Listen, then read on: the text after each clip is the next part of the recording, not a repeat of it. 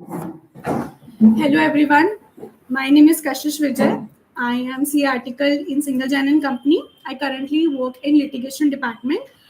तो आज का अपना टॉपिक होने वाला है कस्टम्स, बेसिक्स ऑफ कस्टम्स। अपन इस मीटिंग के अंदर केवल बेसिक आइडिया डिस्कस करेंगे। कस्टम क्या होता है, कब लेवी होता है, कस्टम ड्यूटी कौन कौन सी होती है, ये बेसिक अपना डिस्कशन रहेगा। तो अपने मीटिंग के अंदर भी कुछ एक्सपर्ट्स हैं और हो सकता है यूट्यूब लाइव में भी कुछ एक्सपर्ट हो, तो आपको ये थोड़ा बिगनर लेवल का लग सकता है। तो जनरल के हिसाब से हमने कंसिडर करके चलना है इसको, मीटिंग को। आपकी कोई भी क्वेरीज हो तो आप चैट बॉक्स में डाल सकते हो, और जो फेस टू फेस है वो तो डायरेक्टली पूछ ही सकते हैं मुझसे। तो अपन स्टार्ट करते हैं with meeting. Basics of customs. Custom क्या होता है, पहले आप मुझे कोई बता सकता है कस्टम क्या होता है?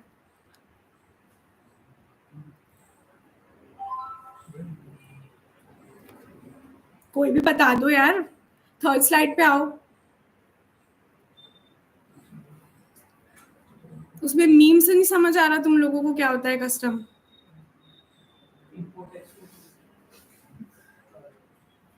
चलो एक बार कस्टम डिस्कस करने से पहले अपन ये डिस्कस कर लेते हैं कि अपन इस मीटिंग में डिस्कस क्या क्या करने वाले हैं, पूरा एक माइंड मैप। अपन डिस्कस करेंगे, स्लाइड नंबर 2 पे आ जाओ, उस पर टेबल ऑफ कंटेंट है। कस्टम क्या होता है, फर्स्ट कस्टम लेवी करने का पर्पस क्या है, रीजन क्या है, ट्रेड रेगुलेट करने में कस्टम कैसे हेल्प करता है, कस्टम इंपोर्ट के केस में कब लेवी होगा, डॉक्यूमेंट्स क्या क्या रिक्वायर्ड है इंपोर्ट और एक्सपोर्ट के लिए, वेयर हाउसिंग अंडर कस्टम्स क्या होता है, गुड्स वेयर हाउस में कब तक रह सकते हैं अंडर कस्टम्स, और ओनर के राइट क्या होते हैं during warehousing, valuation under custom कैसे होता है इंपोर्ट के केस में भी एक्सपोर्ट के केस में भी, वैल्यू कैसे डिटरमाइन होती है, कस्टम ड्यूटीज के क्या क्या टाइप्स होते हैं, फिर एक बहुत टेक्निकल नाम है मैं फिर भी बोल देती हूँ, जेटसम, फ्लोटसम, डेरिलिक्ट एंड रेकेज, ये टर्म्स का मतलब क्या होता है, अबेटमेंट और रेमिशन ऑफ ड्यूटी, और डीनेचरिंग ऑफ गुड्स क्या होता है। अभी ये टर्म्स आपको समझ में नहीं आएंगे, धीरे धीरे जैसे अपन आगे बढ़ेंगे आपको फैमिलियर हो जाएगा। तो अब यहाँ पे मैं चालू करूँ कस्टम बताने से पहले मैं ये बोलना चाहूंगी कि कस्टम मैंने क्यों चूज किया। कस्टम का रीजन ये है कि अपने बहुत सारे क्लाइंट है, मैं नाम डिस्क्लोज नहीं कर सकती बिकॉज अपन लाइव है यूट्यूब पे, जिनके एक्सपोर्ट और इम्पोर्ट गुड्स का होता है, तो अपने को एक बेसिक आइडिया होना चाहिए कि कस्टम क्या है। हाउएवर अपने ऑफिस में यूज नहीं आता कस्टम, अपने बस जीएसटी रिलेटेड कंप्लाइंस रहता है, इनडायरेक्ट टैक्सेस की आप बात करो तो। नेक्स्ट स्लाइड पे आ जाओ, थर्ड नंबर स्लाइड। कस्टम्स क्या होता है, बताओ यार कस्टम क्या होता है यार मीम देख के बता दो, अमिताभ बच्चन है साइड में, हिंदी में बता दो, कोई इशू नहीं है।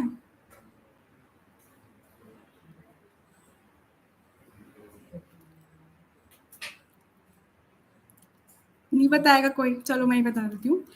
कस्टम का बेसिकली मतलब ये होता है कि जो पहले से चलता हुआ आ रहा है, एक तरीके से परंपरा आप मान लो। पहले ब्रिटिश रिजिम के टाइम पे जो सिटी गेट्स होते थे ना, उसमें जो भी कैरेज आती जाती थी उनसे कस्टम कलेक्ट किया जाता था, चाहे वो आ रही हो चाहे वो सिटी को क्रॉस कर रही हो। तो इंटरसिटी जो भी कुछ भी गुड्स आता जाता था तो उस पर कस्टम लेवी होता था। यही चीज आज की डेट में कस्टम्स एक्ट इसका नाम हो चुका है। कस्टम्स एक्ट और कस्टम टैरिफ एक्ट दो एक्ट होते हैं।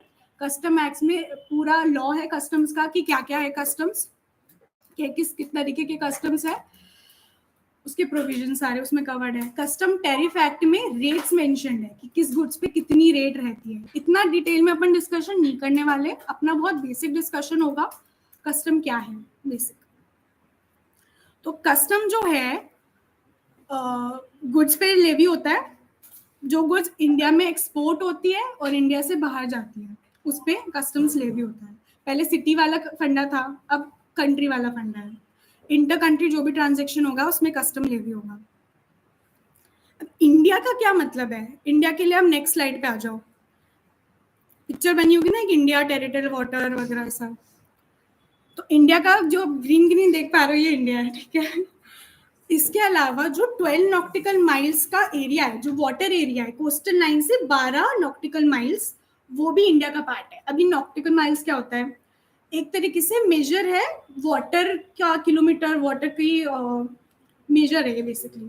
तो एक nautical mile approx 1.8 something kilometre होता है, तो अब 20 किलोमीटर मान के चलो, मतलब कोस्टल लाइन से 20 किलोमीटर आगे का जो पानी है वो इंडिया का पार्ट माना जाता है, तो उसको टेरिटोरियल वाटर कहते हैं। तो ये बेसिक है डेफिनेशन इंडिया की। अब वापस पहले वाली स्लाइड पे आ जाओ। अब यहाँ पे मैंने बात की goods imported and exported from India, ठीक है। इंपोर्ट और एक्सपोर्ट का क्या मतलब होता है? इंपोर्ट, जैसे मैंने नेक्स्ट वाली स्लाइड के अंदर बताया था इंडिया, तो उसमें आप देख पा रहे होंगे कि जैसे टेरिटोरियल वाटर को इंडिया जो भी वेसल है या एयरक्राफ्ट है वो क्रॉस करेगा तो इंपोर्ट उसको मान लिया जाएगा, और जैसे वो ग्रीन वाला एरिया अपना इंडिया मास पे पहुंच जाएगा ना, तब माना जाएगा इंपोर्ट कंप्लीट है। एक्सपोर्ट के केस में कब माना जाएगा एक्सपोर्ट है? जब वो इंडिया से बाहर जाएगा और टेरिटोरियल वाटर को भी क्रॉस कर जाएगा, क्योंकि टेरिटोरियल वाटर तो इंडिया का पार्ट है ना, तो एक्सपोर्ट ही नहीं हुआ बेसिकली। इतने चीज में कोई कंफ्यूजन है आपको?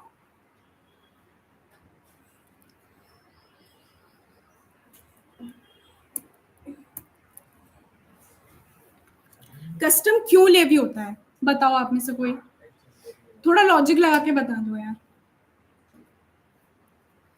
फॉरेन ट्रेड, मतलब बाहर से लोग भी गुड्स आते हैं उनको प्रॉपर ट्रैक करना, और कि कोई मतलब कोई जैसे ड्रग्स या फिर कोई ऐसी चीज। नाइस। और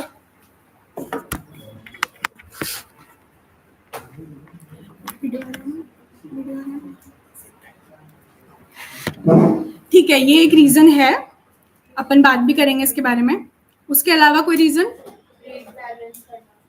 ताकि अपनी कंट्री में जो इंपोर्ट लोग कुछ भी गुड्स मैन्युफैक्चर कर रहे हैं तो उनके लिए जो प्राइसिंग प्राइस इक्वल कर सके, यही मेन रीजन है कस्टम लेवी करने का, इक्वलाइज करना प्राइस को। अब इक्वलाइज से अब क्या समझो, मतलब जैसे फॉर एग्जांपल लखन है, वो यूएस का एक्सपोर्टर है, ठीक है। वो आईफोन बेचता है 800 रुपए में, आईफोन सपोज हाइपोथेटिकल एग्जांपल है, 800 रुपए में उसका आईफोन है। इंडिया के अंदर डोमेस्टिकली मैं मैन्युफैक्चर कर रही हूँ 1000 रुपए में। अब यार गवर्नमेंट तो चाहेगी ना कि डोमेस्टिक जो गुड्स है उसको बढ़ावा मिले, वो तो ये चाहेगी नहीं कि इंपोर्टेड गुड्स पे रिलाई करे, भाई अपना इंडिया सेल्फ रिलायंट होना चाहिए ना। तो उस केस में वो लखन पे ड्यूटी लेवी कर देगी कि भाई तू इतना सस्ता क्यों बेच रहा है, सेम गुड्स को तू इतना सस्ता क्यों बेच रहा है, तो हमारा तो बायर लोग वगैरह सब इंपोर्टेड गुड्स ही परचेज करेंगे ना।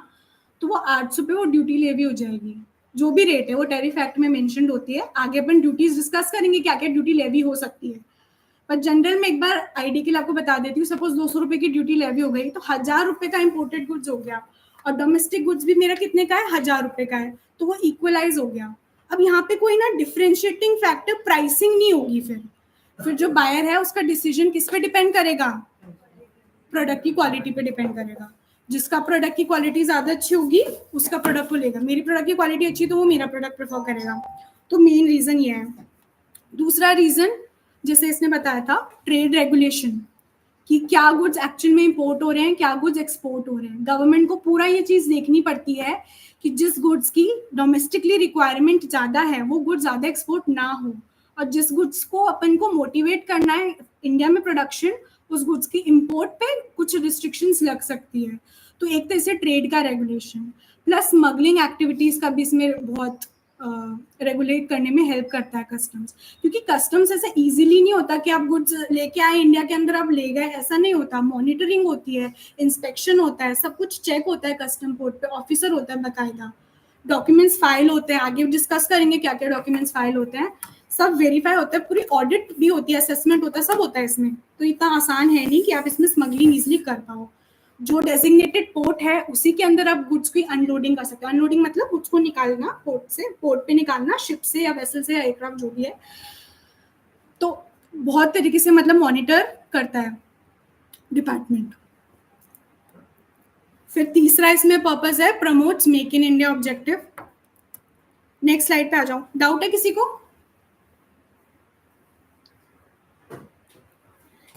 Customs in regulation of trade, ये अभी मैंने डिस्कस किया ही आपसे कि ट्रेड एक्टिविटी का रेगुलेशन करना कैसे, इंस्पेक्ट करते हैं गुड्स, लगेज, गुड्स पे भी लेवी होता है कस्टम, लगेज पे भी लेवी होता है। जैसे इंडिया से कोई भी पैसेंजर बाहर जा रहा है तो उसका कस्टम क्लियरेंस होता है, उसका बैगेज चेक होता है, लिमिट होती है कस्टम्स के हिसाब से कि कितने किलो तक का आप सामान लेके जा सकते हो, कितनी वैल्यू तक का गुड्स आप इंडिया में लेके आ सकते हो, वो सब होती है।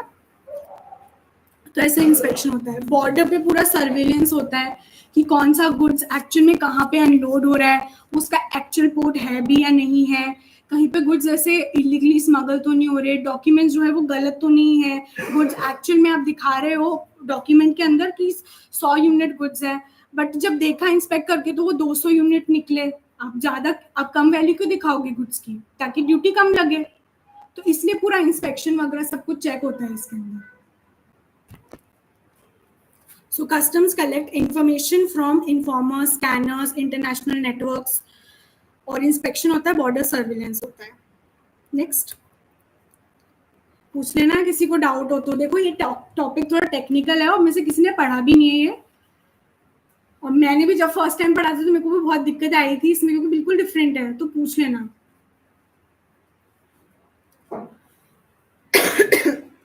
अब कस्टम्स का अपन ने देख लिया, अब कस्टम चार्ज कब होगा ये तो अपन ने देखा कि जैसे इंपोर्ट कंप्लीट होगा कस्टम अप्लाई हो जाएगा, बट एक्चुअल में ड्यूटी कलेक्ट कब होगी। तो इंपोर्टेड गुड्स की अपन बात करें तो ड्यूटी कलेक्ट होगी जब बिल ऑफ एंट्री फाइल होगा फॉर होम कंजम्पशन। अब इसमें दो दिए मैंने, बिल ऑफ एंट्री और home consumption. Bill of entry का क्या मतलब है, आप में से कोई बताओ, जीएसटी में तो देखा ही होगा बिल ऑफ एंट्री।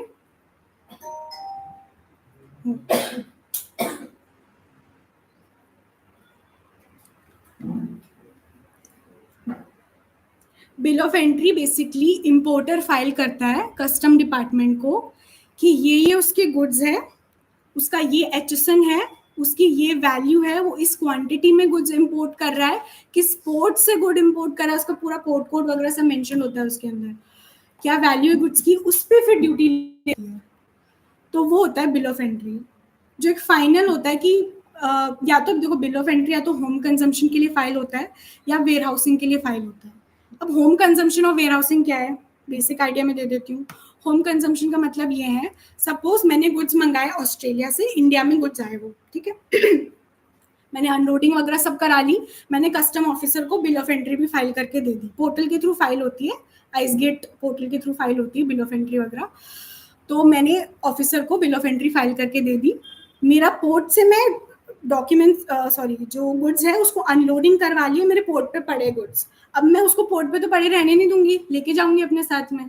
लेके कहाँ जा सकती हूँ, दो ऑप्शन है, या तो आप कस्टम के वेयर हाउसिंग में गुड्स रखवा लो, कस्टम के वेयर हाउस होते हैं डेजिग्नेटेड, आगे अपन डिस्कस करेंगे कि कौन कौन से टाइप के वेयर हाउस होते हैं, और कस्टम के कुछ वेयर हाउसेज होते हैं जिसके अंदर आप गुड्स रख सकते हो, और जब आपको निकालने हो गुड्स को तब आप उसको निकाल के ले जाओ। रीजंस हो सकते हैं कि आपको वेयर हाउसिंग करवानी हो, या फिर आप डायरेक्टली उसको ले जाओ, या तो फैक्ट्री ले जाओ, या फिर आपको कहीं और उसको यूज करना है, तो आप यूसेज के लिए लेके जा रहे हो तो उसको होम कंजम्पशन अपन कहेंगे, सिंपल लैंग्वेज में मैं बात करूँ तो जब बिल ऑफ एंट्री फाइल होती है फॉर होम कंजम्पशन, तो इंपोर्ट के केस के अंदर कस्टम ड्यूटी चार्ज होती है, ठीक है। अभी अपन ने पहले बात की थी कि इंपोर्ट कब से चालू होगा, जब टेरिटोरियल वाटर क्रॉस हो जाएगा, इंडिया के अंदर आ जाएगा, तब इंपोर्ट कंप्लीट है। पर चार्ज कब होगी, चार्ज तब नहीं होगी जब गुड्स पहुंच गए, चार्ज तब होगी जब आप उसको क्लियरेंस करवा के लेके जाओगे, तब चार्ज होगी। एक्सपोर्ट के केस में भी सेम चीज है, यहाँ पे बिल ऑफ एंट्री की जगह शिपिंग बिल में वर्ड यूज करूंगी। शिपिंग बिल वो होता है जब एक्सपोर्टर कस्टम डिपार्टमेंट को फॉर्म देता है, शिपिंग बिल, जैसे बिल ऑफ एंट्री फाइल होती है वैसे शिपिंग बिल होता है, उसमें वो बता देता है कि ये मेरे गुड्स है, ये HSN है, उसकी ये वैल्यू है, इस पर ड्यूटी लगेगी वगैरह करके तो कस्टम डिपार्टमेंट को वो दे देगा, तो मान लिया जाएगा कि कस्टम उस पर चार्ज हो गया और वो क्लियरेंस करा के लेके जा रहा है। मोस्ट इंपॉर्टेंट होम कंजम्पशन का, उसमें भी केस लगेगा। क्लियर है यहाँ पे?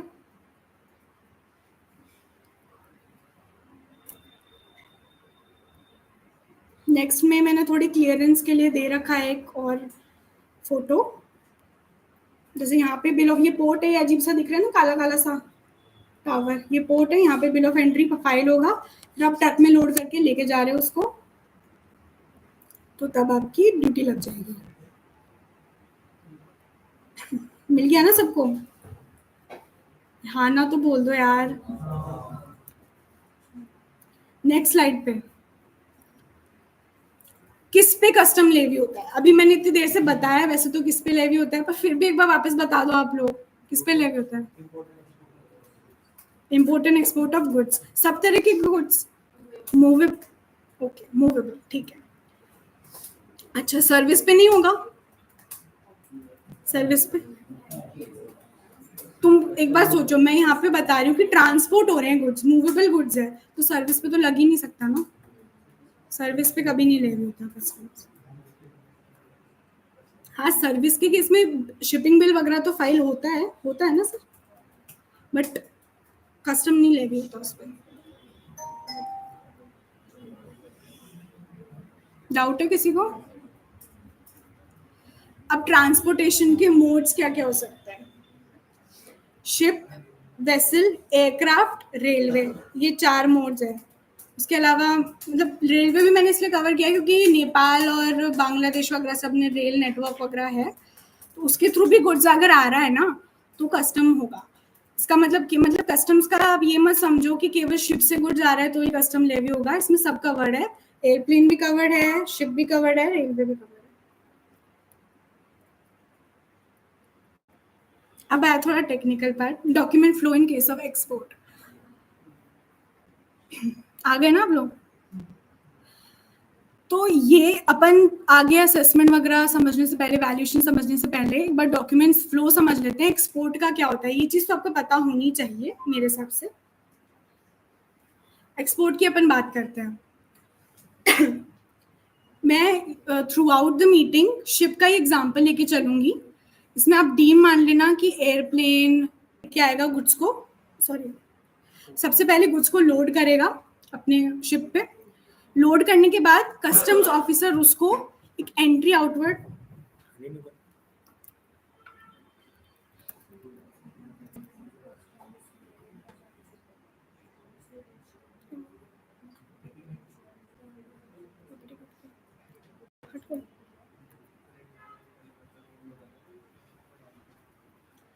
तो अपन डिस्कस कर रहे हैं document flow in case of export.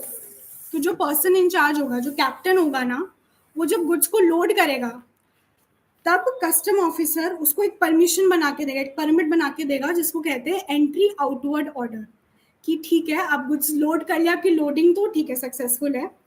उसके बाद में जो एक्सपोर्टर है वो शिपिंग बिल फाइल करेगा कस्टम्स ऑफिसर को। अभी मैंने बताया शिपिंग बिल, वो शिपिंग बिल वो फाइल करेगा कस्टम्स ऑफिसर को। कस्टम्स ऑफिसर शिपिंग बिल को चेक करेगा कि ठीक है ना सब कुछ। उसके बाद में एक लेट एक्सपोर्ट ऑर्डर इशू करता है वो एक्सपोर्टर को कि ठीक है आप एक्सपोर्ट कर सकते हो, आपका शिपिंग बिल एलिजिबल है। तो लेट एक्सपोर्ट ऑर्डर पास होने के बाद में जो कैप्टन है वो एक ईजीएम बनाता है। ईजीएम क्या होता है? एक्सपोर्ट जनरल मैनिफेस्ट, एक तरीके से डॉक्यूमेंट होता है जिसमें डिटेल्स होती है कि मेरे पास ये गुड्स है, इसका प्लेस ऑफ सप्लाई कौन कौन सी जगह, जैसे मैं एक्सपोर्ट कर रही हूँ इंडिया से, मैं उस पर लिख दूंगी कि ये गुड्स जो है वो कहाँ पे अनलोड होंगे, कौन से पोर्ट पे अनलोड होंगे, ये ऑस्ट्रेलिया के पोर्ट पे अनलोड होंगे, कुछ गुड्स श्रीलंका के पोर्ट पे अनलोड होंगे, वो चीज़ डिटेल होती है। उसके अलावा क्वांटिटी क्या है गुड्स की वैल्यू क्या है, वो सब उस पर मेंशन होता है। तो वो होता है एक्सपोर्ट जनरल मैनिफेस्ट। वो भी वो कस्टम ऑफिसर को देगा, कस्टम ऑफिसर उसको चेक करेगा। फिर उसके बाद में एक डिपार्चर ऑर्डर पास होता है। डिपार्चर ऑर्डर फाइनल ऑर्डर है, इसके बाद आप लेके जा सकते हो शिप को फॉर सप्लाई एक्सपोर्ट के लिए। क्लियर है यहाँ पे?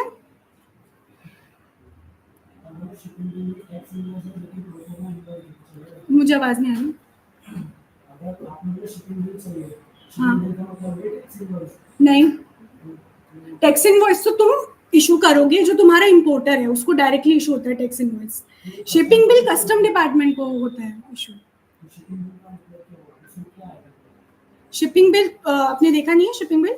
मैं आपको ऐसे जनरल बता देती हूँ। शिपिंग बिल के अंदर जो कस्टम डिपार्टमेंट का फॉर्म होता है, आप ऐसे मान के चलो, उसके अंदर लिखा होता है कि क्या पोर्ट है, उसका क्या नंबर है, गुड्स की क्या वैल्यू है, गुड्स में कितना इंश्योरेंस है, कितना फ्रेट है, गुड्स कौन कौन से HSN का गुड्स है, उसमें बहुत डिटेल्स होती है। उसका सब कुछ फ्रेट इंश्योरेंस रिलेटेड सब कुछ आता है, जाता है ना, वो चेक करते हैं डॉक्यूमेंट्स को। परफॉर्म माय इनवॉइस बिल, वो मुझे क्लियरेंस मिल जाएगी कस्टमर को। परफॉर्मा इनवॉइस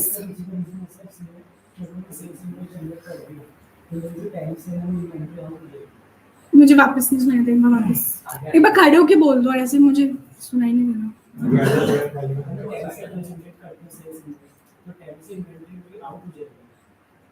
अब मैं एक्सपोर्ट कर रहा हूँ, मेरा एक्सपोर्ट करने का रीजन क्या है कि मुझे बाहर जो कंपनी है उसके वेयरहाउस में रखना है अमेज़न पे। हाँ ठीक है, उससे फर्दर सेल होगा। हाँ। अगर मैंने अभी सेल्स इनवॉइस जनरेट कर दी अपनी टाइम से, तो मेरी टाइम से जो इन्वेंटरी वो आउट हो जाएगी, हाँ है ना। अब मुझे जनरेट कर देता हूँ, मेरे पास ट्रैक नहीं बताओ मुझे कितनी सेल्स हुई है।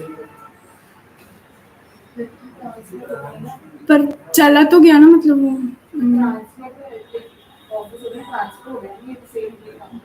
Branch transfer time kind of होगा ना, तो ब्रांच ट्रांसफर थोड़ी ना है। ये उभर के अपने अमेज़न के वेयरहाउस पे जैसे मैं इंडिया से सऊदी को भेजूंगा वेयरहाउस अमेज़न का, अगर मैं सेल्स इनवॉइस इंडिया से मंगा दिया अपनी इन्वेंटरी आउट हो गई, सेल्स बिल खरीदना, मैंने सेल्स हो चुकी है उस ग्रुप से एक तरीके से हाँ अपने टैली के अंदर, हाँ। जबकि वो एक्चुअल सेल्स नहीं है।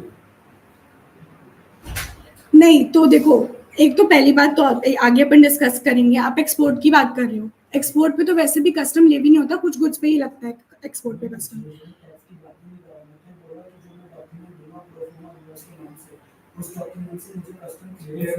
मिलेगा तो सही ना, गुड्स तो जा रहे हैं ना, मूवमेंट हो रहा है ना, मूवमेंट पे लगता है, मूवमेंट देखेंगे वो। नहीं, हाँ हाँ फाइन। और किसी को कुछ डाउट है?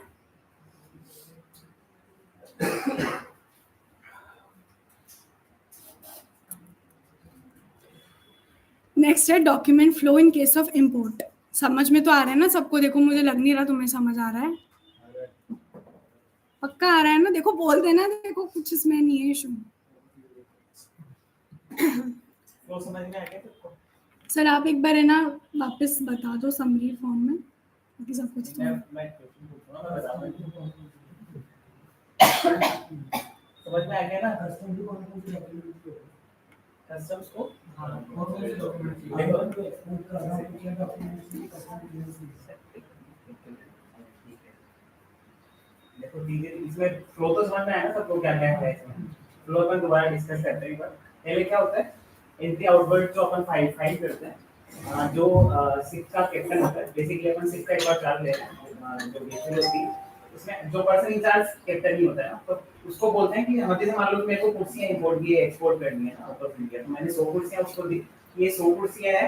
अब इन कुर्सियों में भी अलग-अलग टाइप की कुर्सियां हो सकती है ना 100 कुर्सियों में, तो मैं उसको पूरे बना के दूंगा फॉर्मेट कि ये कुर्सियां इस स्ट्रक्चर की कुर्सियां, इतनी क्वांटिटी, इतनी रेट, इनका ये एक्सेशन कोड, जो भी चीजें सारी डिटेल्स बना के उसमें मैं लेके जाऊंगा कोर्ट तक, ठीक है।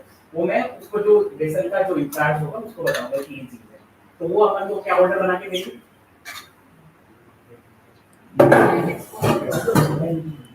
जो फर्स्ट अपना था एंट्री, मतलब केवल एंट्री पे आप गुड्स वेसल पे रख सकते हो, ठीक है। एक्सपोर्ट नहीं कर सकते अभी क्योंकि आपको एक्सपोर्ट का ऑर्डर नहीं मिला है अभी तक, तो ये अपने पास मिल गया एंट्री आउटवर्ड। फिर तो दूसरी चीज आती है, अपन शिपिंग बिल देते हैं। शिपिंग बिल में भी ये जो नाउ सेम चीजें होती है, उसमें भी कौन सी कितनी क्वांटिटी, क्या रेट, सारी चीजें होती है जो कि कस्टम ऑफिसर्स को फाइल होती है आइस गेट पोर्टल पे, ठीक है। जिसमें भी अपन सारी चीजें बताते हैं कि ये कुर्सियां इसी क्वांटिटी में इतने अमाउंट ये चीजें हैं, वो शिपिंग बिल फाइल हो गया। अब जो कस्टम ऑफिसर है वो अपन को देगा लेट एक्सपोर्ट ऑर्डर कि आप एक्सपोर्ट कर सकते हैं इसको।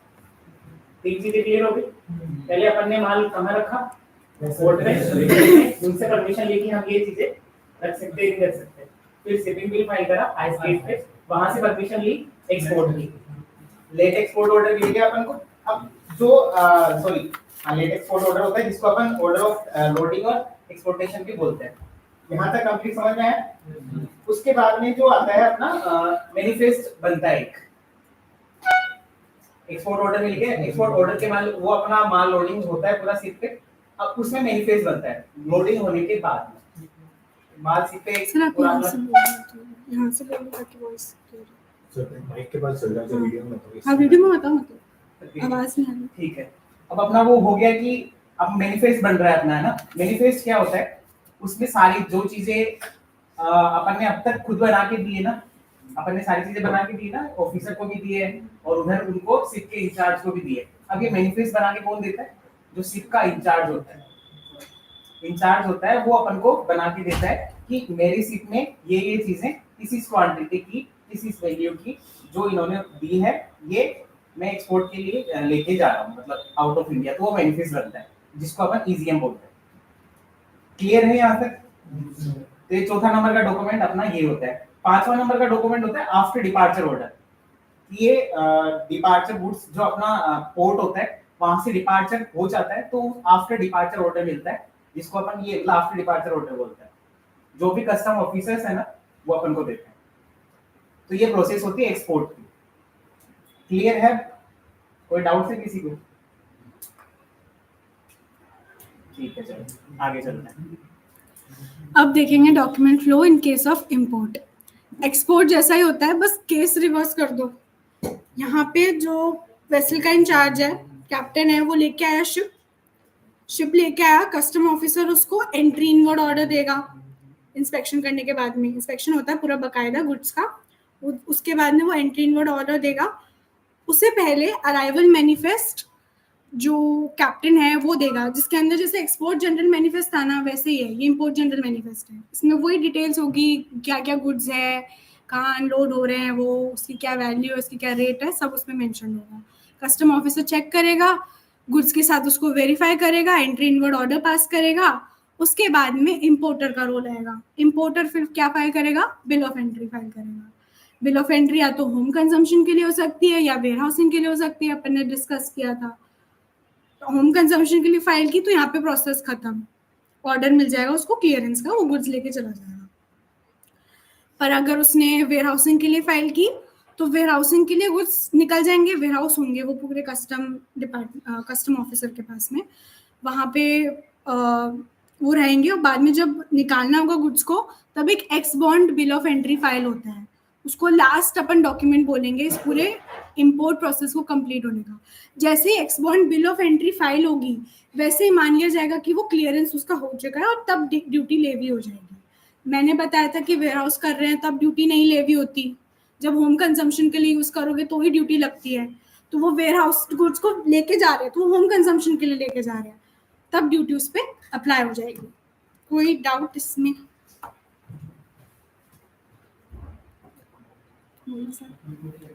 डाउट है किसी को?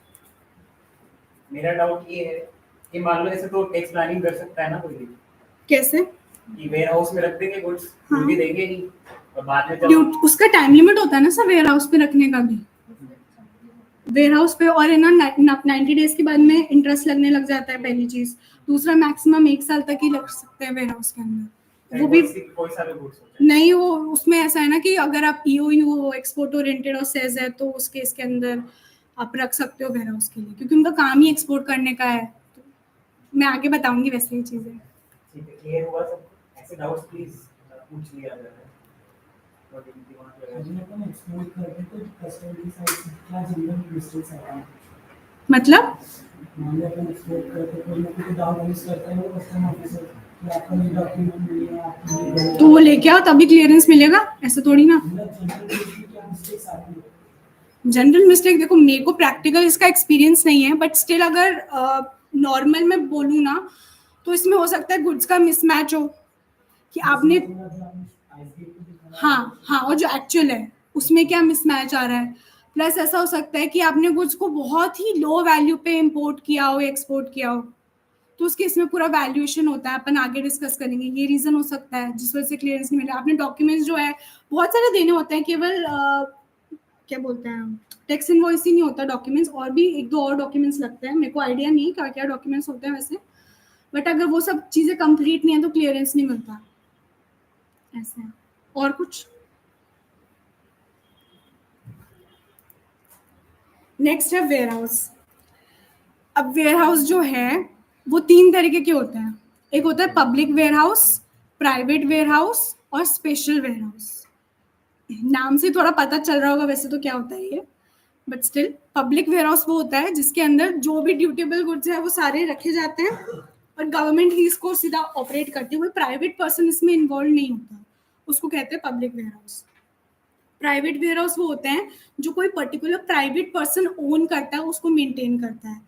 गवर्नमेंट ऐसे ही किसी को भी नहीं बना देती वेयर हाउस कीपर, पूरा लाइसेंस वगैरह लेना होता है, लाइसेंस वेयर हाउसेज ही प्राइवेट वेयर हाउस बन सकते हैं।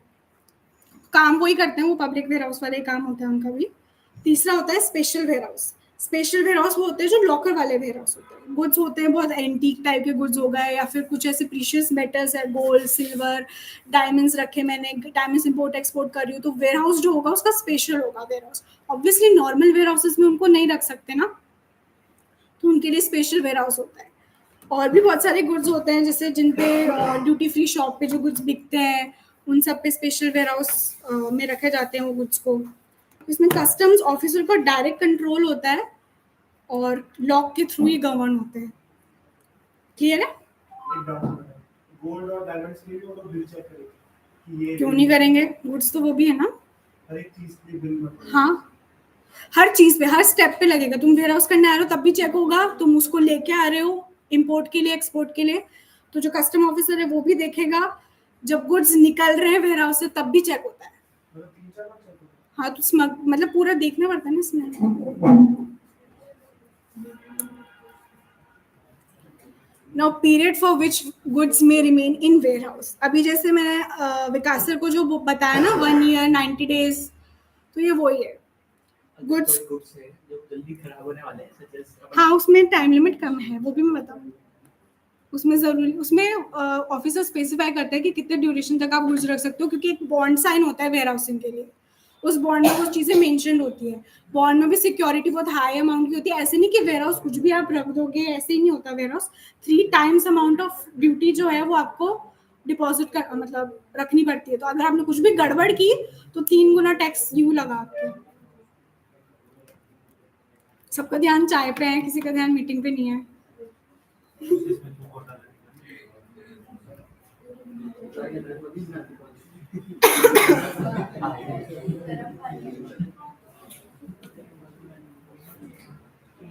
हाँ, मैं बोलूँ आगे।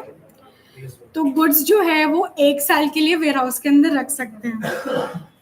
कब से? जब से गुड्स रिमूव हुआ ना पोर्ट से, तब से 1 साल काउंट होने चालू हो जाते हैं। 1 साल के अंदर आपको क्लियर करवाना ही होता है, एनी हाउ करवाना ही है। फिर आप दूसरे गुड्स में दूसरे वेयर हाउस में ट्रांसफर करा लो, वो अलग बात है, पर आपको गुड्स उस टाइम पे क्लियर करवाने हैं। पर अगर गुड्स पेरिशेबल नेचर के हैं, सपोज मैंने कुछ एक्सोटिक सब्जियां मंगाई बाहर से और वो सड़ जाएंगी कुछ दिनों के अंदर, 10-15 दिन के अंदर, मैं उसको 1 साल तक थोड़ी ना रखूंगी, तो मुझे उसका क्लियरेंस कराना पड़ेगा और मैं यूज कर सकती हूँ सर।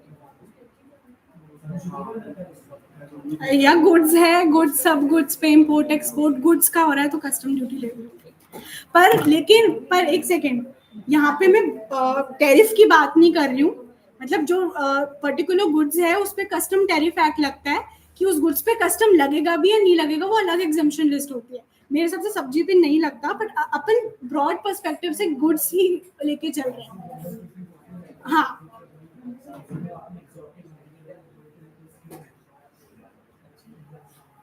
तो मतलब जैसे कस्टम टैरिफ एक्ट बताता है कि क्या रेट रहेगी, लगेगा भी नहीं लगेगा, सब गुड्स पे नहीं लगता ना, वो चीज मैं कवर कर भी नहीं सकती हूँ।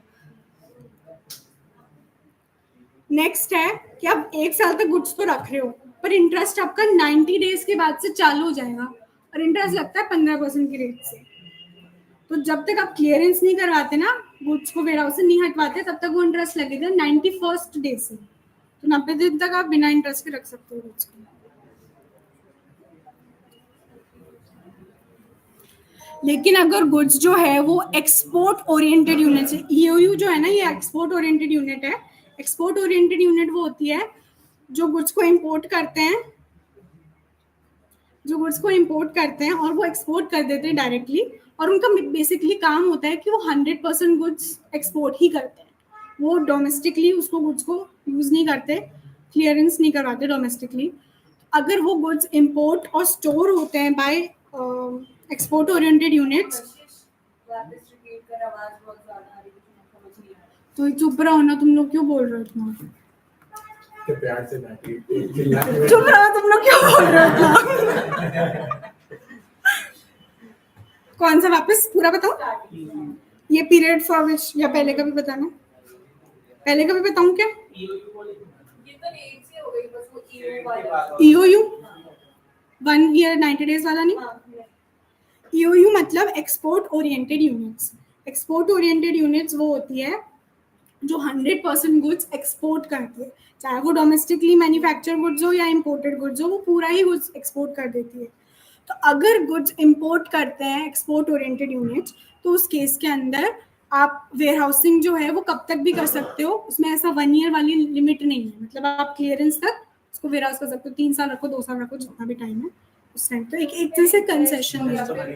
वेयरहाउसिंग फीस तो लगती है, वेयर हाउसिंग फीस तो होती है, वो public warehouse private charges तो लेंगे ना, फ्री समाज से थोड़ा इंटरेस्ट ना। नहीं लगता। इंटरेस्ट में आइडिया नहीं मेरे को, EOU में लगता है नहीं लगता, इंटरेस्ट नहीं लगता।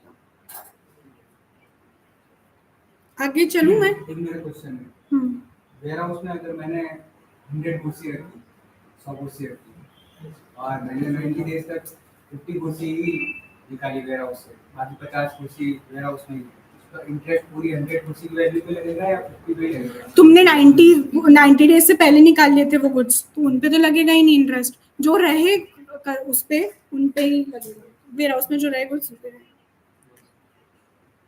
और कुछ? एक मेरा ही डाउट है, एनिमल्स का भी एक्सपोर्ट इंपोर्ट करते हैं? हाँ, लाइवस्टॉक हाँ, ब्रीड्स आती है ना डॉग्स की और फॉरेन ब्रीड्स। हाँ, लाइवस्टॉक में लगने के लिए वो एलिजिबल है, लगता है नहीं लगता वो टैरिफ एक्ट बताता है। वेयर हाउस डैमेज में हो जाए वो अपन आगे डिस्कस करेंगे, वो अभी रहने दो, बाद में लास्ट पॉइंट है डैमेज वाला। आगे चलूं मैं? इसमें ऐसे भी तो हो सकता है कि वो गुड्स को ले ही ना, जैसे 1 साल का आपने टाइम पीरियड बताया ना, तो फिर 1 साल के बाद तो जैसे वो डिस्पोज ही कर देते हैं, फिर उसको ऑक्शन में निकाल लो। ऑक्शन में निकालते हैं। अगर आपने उनको ये राइट दे दिया, एक तो होता है कि एक्सपोर्ट इंपोर्टर जो है वो गुड्स को ले जाए, उसको खुद अपना अलग से बेच दे ड्यूटी पे करके। एक होता है कि वो पोर्ट को ही रेमिट कर देते हैं, मतलब वो अपना राइट जो है गुड्स का वो फोरगोन कर देते हैं, पोर्ट को कस्टम वालों को दे देते हैं। अब कस्टम करेगा उसका ऑक्शन, बेचेगा उसको, ठीक है। अब owners right during warehousing, warehouse मैंने करा लिए गुड्स को, मैं क्या आके उनको चेक कर सकती हूँ, या फिर अब वो कस्टम की प्रॉपर्टी हो गया क्लियरेंस तक? करना चाहिए, कर सकते हैं, इंस्पेक्शन वो कर सकते हैं, सेल भी वो कर ही सकते हैं, बस ड्यूटी पे कर दो। पर उनका एक रिस्ट्रिक्शन है कि अगर गुड्स वेयर हाउसिंग पे हैं तो आप ऐसे फ्री सैंपल नहीं बेच सकते हो, ठीक है। ड्यूटी का टैक्सेबल इवेंट क्या होगा? अगर गुड्स डायरेक्टली पोर्ट से क्लियर हो रहे हैं to warehouse, will duty be levied at that time? बताओ, नहीं होगा। Only when goods are clear for home consumption तभी ड्यूटी लग सकती है। एक बार मैं समराइज कर दूं, अपन ने क्या क्या पढ़ा अभी तक। कस्टम अपन ने ये देखा, उसके बाद में कस्टम क्यों लगता है ये देखा, कस्टम क्यों रेगुलेट किया जाता है, कैसे रेगुलेट किया जाता है, कस्टम कब चार्ज होता है, bill of entry shipping bill के केस में कब चार्ज होगा, उसके बाद में किस पे चार्ज होता है, गुड्स पे चार्ज होता है, क्या मोड्स ऑफ ट्रांसपोर्ट हो सकते हैं कस्टम के लिए, डॉक्यूमेंट्स का क्या फ्लो रहता है इंपोर्ट और एक्सपोर्ट दोनों के केस में, और वेयर हाउसिंग क्या होती है और कितने टाइम तक वेयर हाउसिंग रख सकता है। क्लियर?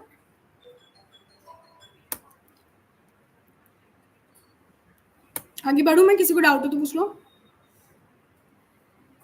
अब नेक्स्ट है थोड़ा टेक्निकल पार्ट, अब चालू हो रहा है तो थोड़ा देख के थोड़ा समझना, अटेंटिव रहना इसमें।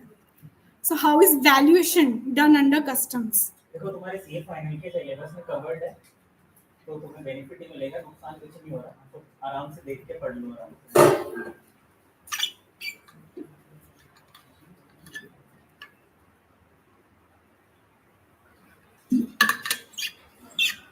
अच्छा, एक चीज मैं बताना इसमें भूल गई, जो कस्टम है वो एक्सपोर्ट पे, सब एक्सपोर्ट्स पे नहीं लगता है, इंपोर्ट पे तो फिर भी ड्यूटी लेवी हो जाती है, एक्सेप्ट फॉर अगर टैरिफ कुछ और बोले कि सब्जियों पे नहीं लगेगा या कुछ, पर एक्सपोर्ट के अंदर जनरली ड्यूटी फ्री होता है।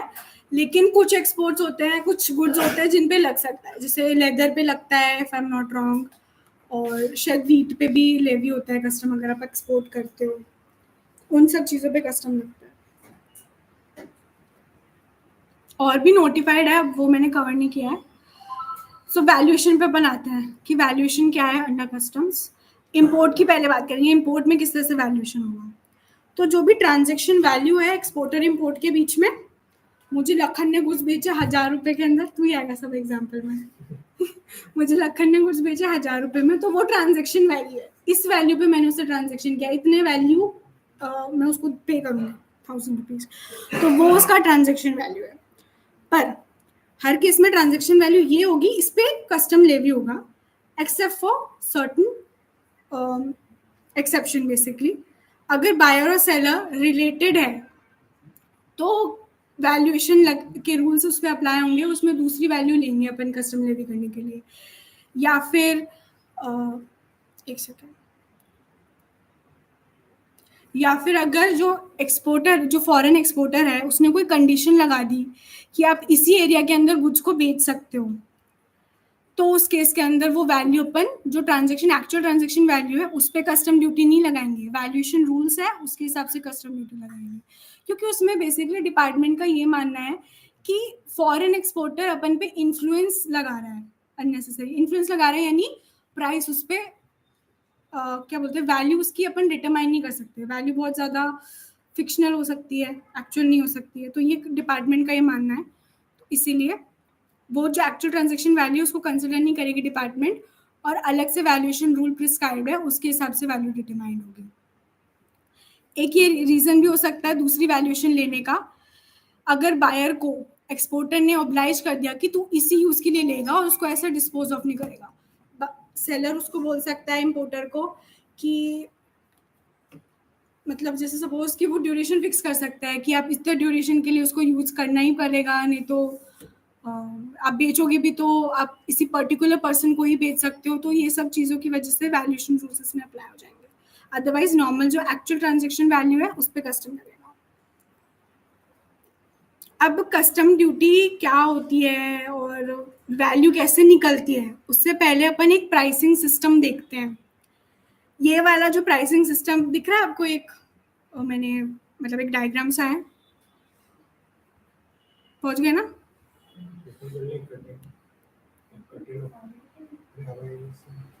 स्लाइड नंबर 16 है।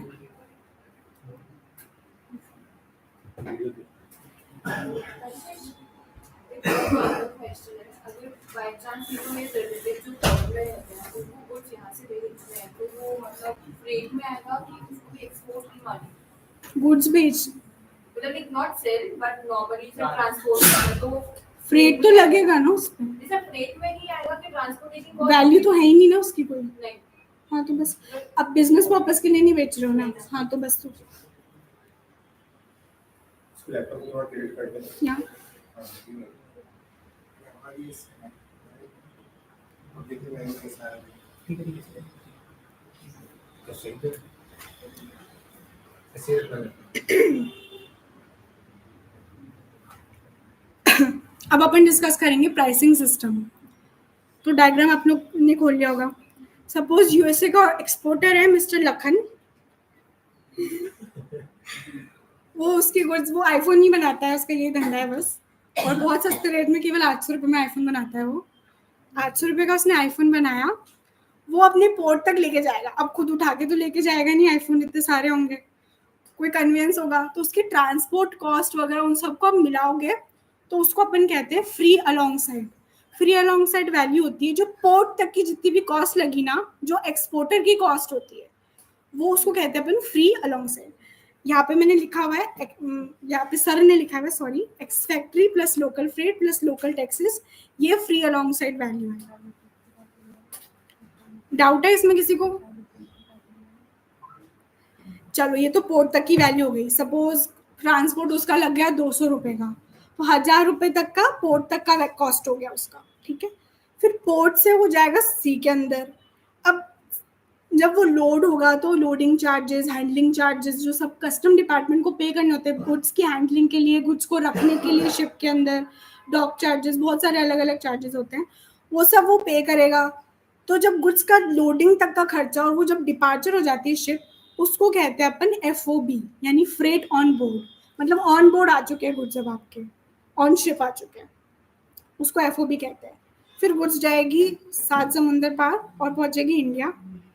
तो इंडिया तक का इंश्योरेंस और फ्रेट जो भी होगा उसको ऐड करेंगे तो उसको कॉस्ट इंश्योरेंस रेट यानी CIF वैल्यू बोलते हैं। आप बहुत फैमिलियर हो गए CIF वैल्यू से, यही होती है CIF वैल्यू। मतलब इंडिया के पोर्ट तक का खर्चा, माइंडेड पोर्ट तक का खर्चा, पोर्ट से मैंने अनलोडिंग कराई, हैंडलिंग कराई, वेयर हाउसिंग की चार्जेस पे किए, कुछ भी पे किए, वो वैल्यू का पार्ट नहीं होता। वैल्यू का पार्ट नहीं होता इसका मतलब क्या है, उस पर ड्यूटी नहीं लगती। मतलब जब आप पोर्ट तक आओगे ना, बिफोर क्लियरेंस, बिफोर अनलोडिंग, तब तक की कॉस्ट को CIF वैल्यू कहते हैं और उस पर ड्यूटी लगती है। क्लियर है सर? आप समराइज करना चाहते हो तब करो। बिल्कुल सही, इसके बाद से हमें मैंने किया है। सबको समझ में आ गया ना प्राइसिंग सिस्टम? एजुकेशन सिस्टम नहीं है कुछ सुनाया नहीं मैंने। बेसिकली क्या होता है? हाँ, बेसिकली क्या होता है, ये जो प्राइसिंग सिस्टम है ना, ये अपन को क्यों जानना सबसे पहले जरूरी होता है, पहले ये समझना पड़ेगा अपन को। क्योंकि जो कस्टम ड्यूटी लगती है, वो एक कस्टम ड्यूटी जो लगती है अपनी, वो किस पे लगती है? वैल्यू पे लगती है, ट्रांजैक्शन वैल्यू। और वैल्यू बहुत सारी हो सकती है ना। मैं बोलता हूँ कि मेरी ना, ये सपोज मैं ये रिमोट बना रहा हूँ, ये रिमोट बनाने के 100 रुपये लगते हैं मेरे पे, तो क्या कस्टम ड्यूटी इस पे लगेगी? तो किस पे लगेगी? इसमें प्रॉफिट, चलो मान लो ठीक है, 100 रुपये तो मेरी कॉस्ट हो गई, मैं 10 रुपये मेरे इसमें प्रॉफिट एड कर दिया, 110 में मैं मान लो कि मैं यूएस का सिटीजन हूँ, सॉरी यूएस में मैं एक फैक्ट्री मेरी है, आप लोग सब इंडिया से हो, आप इंडिया से मेरे को ऑर्डर देते हो, तो मैं बोलता हूँ कि ठीक है सर, मेरा यहाँ कॉस्ट पड़ती है 100 रुपये और 10 रुपये में प्रॉफिट एड करके 110 रुपये में यूएस मार्केट में बेच रहा हूँ, तो क्या 110 पे ड्यूटी लगेगी? तो किस रेट पे ड्यूटी लगेगी? तो वो चीज डिसाइड करने के लिए ये अपन को प्राइसिंग सिस्टम समझना जरूरी होता है कि प्राइसिंग सिस्टम एक्चुअली है क्या। ठीक है, तो अपन सबसे पहले समझेंगे एक्स फैक्ट्री कॉस्ट, जो एक्स फैक्ट्री प्राइस होती है। जो मैंने बोला, ये मैं बनाऊंगा रिमोट, तो इसमें मैं बहुत सारी चीजें काम में लूंगा। ठीक है, इसमें सेल भी लगेंगे, इसमें चिप भी लगेगी, इसमें बटन भी लगेंगे, इसमें जो ये स्क्रीन है इसकी वो भी लगेगी, बहुत सारी चीजें इसमें लगेगी। तो सारी चीजें मिला के इसकी जो कॉस्ट पड़ेगी मेरे, तो जो प्राइस होएगी ओके, उसको क्या बोलते हैं? Ex factory price. Profit add करके इसमें जो मैंने प्रॉफिट ऐड कर दिया वो सारा ऐड करके एक्स फैक्ट्री प्राइस होगी। मेरी फैक्ट्री में ये कितने रुपए का बनेगा और मैं लोकल मार्केट में कितने का सेल कर रहा हूँ, तो ये मेरा हो गया एक्स फैक्ट्री प्राइस। अब मेरे को ये भेजना है, अब मेरे फैक्ट्री से डायरेक्ट ऐसे तो है नहीं मैं पोर्ट पे भेज दूंगा, उसकी कोई कॉस्ट नहीं लगेगी। फैक्ट्री से कोई मजदूर आएंगे, उठाएंगे, ट्रक में डालेंगे और ट्रक में डाल के पोर्ट तक लेके जाएंगे। हो गया, तो वो मेरी फैक्ट्री से लेके पोर्ट तक लेके जाने की जो कॉस्ट होती है उसको क्या बोलते हैं अपन? Free alongside. मतलब फैक्ट्री कॉस्ट मेरी जो होगी, एक्स फैक्ट्री जो प्राइस हो गई वो, plus local freight, plus local taxes और जो भी लगते हैं वो सारे मिला के वो हो गए अपना फ्री अलोंग साइड, FAS जिसको अपन बोल सकते हैं। FAS तक पहुंच गया। अब माल कहाँ है अपना? पोर्ट तक पहुंचा है अभी तक। ठीक है, अब उसमें क्या है, लोडिंग चार्जेस। पोर्ट तक तो पहुंच गया, लेकिन अभी शिप में मान लो अपन को माल लोड करना है, तो उसके लोडिंग चार्जेस हो गए।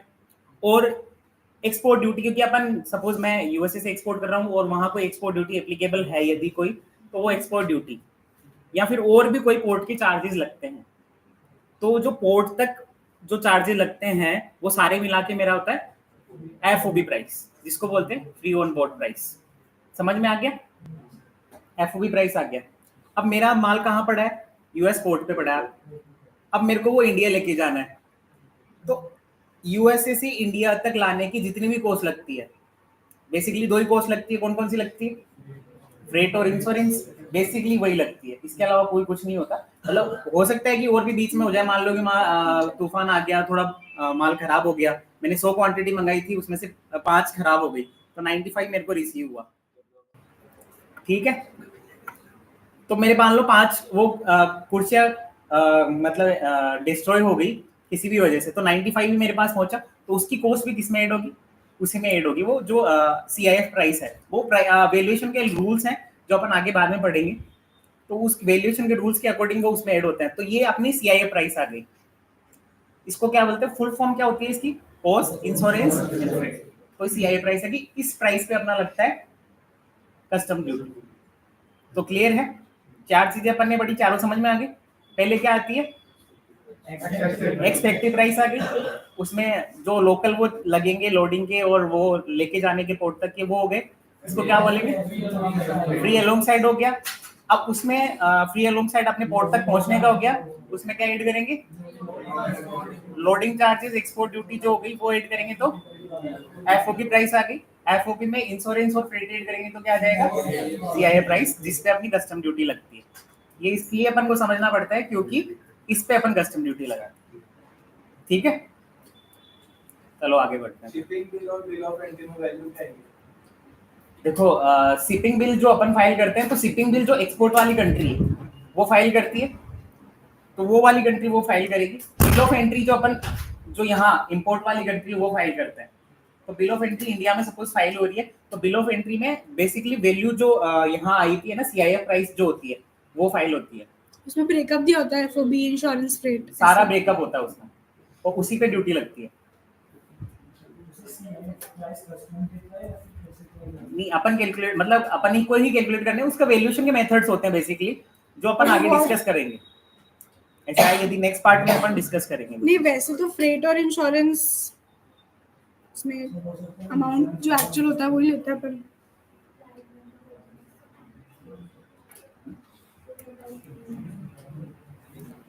नेक्स्ट स्लाइड है, ये समझ आ गया ना।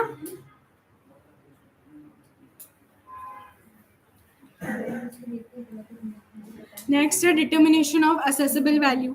ये वही चीज है जो अभी सर ने बताई, तो मैं आगे चल रही हूँ। तो बेसिकली सीआईएफ वैल्यू ही अपनी असेसेबल वैल्यू है, उस पे कस्टम अप्लाई होगा। नेक्स्ट स्लाइड है एक्सक्लूजन फ्रॉम असेसेबल वैल्यू। अब मैंने आपको बताया कि पोर्ट तक का जितना भी, इंडियन पोर्ट तक जितना भी हो रहा है कॉस्ट, वो सब उस पर ड्यूटी लगता है, यानी उसके बाद में जितनी भी कॉस्ट है उस पर ड्यूटी नहीं लगेगा। इस स्लाइड पे वही लिखा हुआ है। कोई भी चार्जेस आपने असेंबली से रिलेटेड, मेंटेनेंस से रिलेटेड, इंपोर्ट के बाद में इनकर किए हैं, या फिर मेरे पोर्ट पे कुछ अराइव हो गया, फिर मैं उसको ट्रांसपोर्ट करके लेके जा रही हूँ कहीं पे, वेयर हाउस पे लेके जा रही हूँ या कहीं और लेके जा रही हूँ, तो वो पार्ट नहीं होगा। कोई भी टैक्स मैंने इंडिया के अंदर पे किया है वो पार्ट नहीं होगा। और ट्रांसशिपमेंट और ट्रांजिट गुड्स की भी जो कॉस्ट है वो भी पार्ट नहीं होती है असेसेबल वैल्यू की। आप सीधा डायरेक्ट आ जाओ स्लाइड नंबर 20 पे।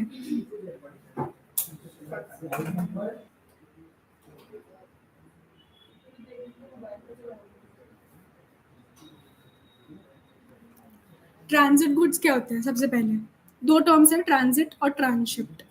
ट्रांजिट गुड्स ये होते हैं, सपोज यूएसए का एक्सपोर्ट है, मिस्टर लखन वो गुड्स लेके आया वेसल में, सपोज मान लो 800 आईफोन उसको इंडिया के लिए छोड़ना है और 200 वो लेके जाएगा चाइना।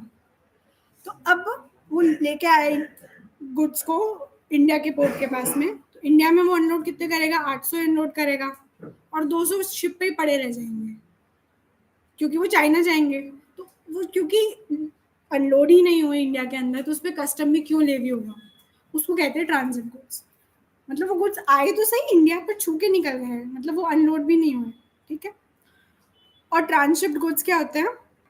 सपोज यूएसए का एक्सपोर्टर मिस्टर लखन 1000 गुड्स लेके निकला, 800 उसने मुंबई के पोर्ट में अनलोड किए, 200 उसको कोलकाता पोर्ट पे अनलोड करने हैं। उसने सोचा कि शायद कोई कॉस्ट कटिंग का रीज़न या कोई और रीज़न हो सकता है, जिस वजह से उसने सोचा कि मैं पूरे 1000 गुड्स जो आईफोन जो है वो मुंबई पोर्ट पे अनलोड कर देता हूँ, बाकी कोलकाता के अंदर मैं थ्रू शिप बाद में पहुँचा दूंगा।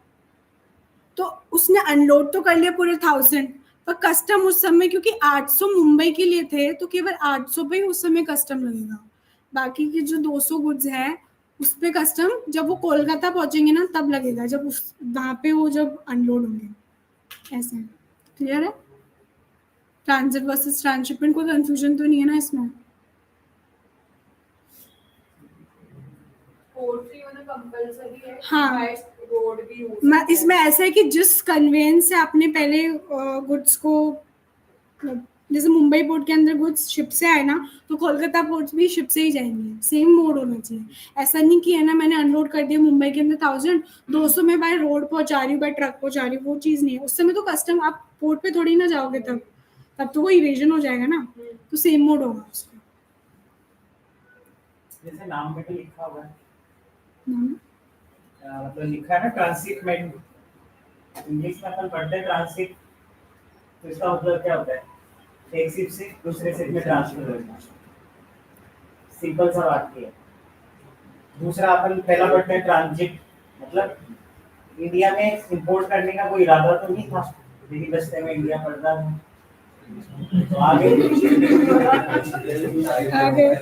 तो उसमें थोड़ी ना ड्यूटी ले लो, आपके समुद्र में घुस गई तो आप कस्टम ड्यूटी ले लो, तो वो थी इंडिया में इंपोर्ट तो नहीं हो रहा ना, आपके समुद्र के थ्रू रास्ता जा रहा तो निकलिए, बस इतना सा है। समझ में आया? अब वो गाना भी तो है ना, मैं तो रास्ते से जा रहा था मिर्ची गली तो मैं क्या करूं तो उस वे के रास्ते से मैंने रास्ता लिया है। ट्रांजिट का मतलब वो होता है कि मैंने रास्ता लिया है, वो रास्ते से जा रहा था, तो उसमें कोई इंपोर्ट ड्यूटी नहीं लगेगी, कोई कस्टम ड्यूटी नहीं लगेगी, ठीक है। दूसरा था कि मैं शिप चेंज कर रहा हूँ, मैंने कोई एविएशन नहीं करा है, मैंने बड़ी शिप में लाता हूँ, क्योंकि जब इंपोर्ट करते हैं तो बड़ी शिप में आता है प्रोडक्ट, कोई भी। अब वो मेरे को जैसे मान लो कि मुंबई पोर्ट तक मैं बड़ी शिप में आ गया, वो शिप आगे जापान जाएगी, ठीक है, तो मैं मुंबई पोर्ट पे सारा उतार लूंगा ना माल, वो आगे जापान जाएगी, तो मैं उसको तो नहीं बोल सकती भाई तू कोलकाता उतार के आप बाद में जापान जाना, तो मैं क्या करता हूँ मुंबई पोर्ट पे उतार लूंगा, मुंबई पोर्ट पे दूसरी छोटी शिप जो होती है उसमें लोड करके फिर कोलकाता लेके उसको वहां पे मैं क्लियरेंस करवा दूँ, तो उसमें भी कोई कस्टम ड्यूटी उस टाइम पे पे नहीं करनी। तो ये दो टर्म्स होती है, ठीक है।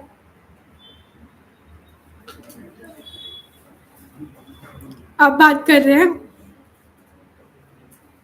अगर वैल्यूएशन ट्रांजैक्शन वैल्यू जो ओरिजिनल ट्रांजैक्शन वैल्यू थी वो रिजेक्ट हो जाती है, तो उस हिसाब से वैल्यूएशन कैसे होता है। इंपोर्ट के केस में मैंने रिलेटेड पार्टी के साथ में कोई ट्रांजैक्शन किया, तो वो वैल्यू तो लेंगे नहीं ना, क्योंकि वो तो बहुत ऑलरेडी कम ज़्यादा ऐसे इन्फ्लेटेड प्राइस हो सकती है, बहुत कम प्राइस हो सकती है। तो उस केस के अंदर वैल्यूएशन रूल्स है, जिसमें अपन प्रायोरिटी बेसिस पे वैल्यू निकालते हैं।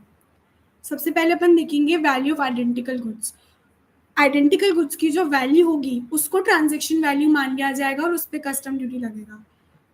सपोज अगर रिलेटेड पार्टी है इंपोर्टर और एक्सपोर्टर, 800 का सामान उसने 200 रुपये में ही बेच दिया, तो 200 रुपये पे कस्टम नहीं लगेगा। गुड्स आइडेंटिकल क्या है उसका मतलब, जैसे आईफोन है तो आईफोन का सेम मॉडल सेम एक्सपोर्टर वो नॉर्मल किस रेट पे बेचता है, 800 में बेचता है, 200 में नहीं बेचता, तो जो 800 रुपये की जो वैल्यू है ना उस पर उसको ट्रांजैक्शन वैल्यू ट्रीट किया जाएगा और उस पर कस्टम ड्यूटी लगेगी, ठीक है।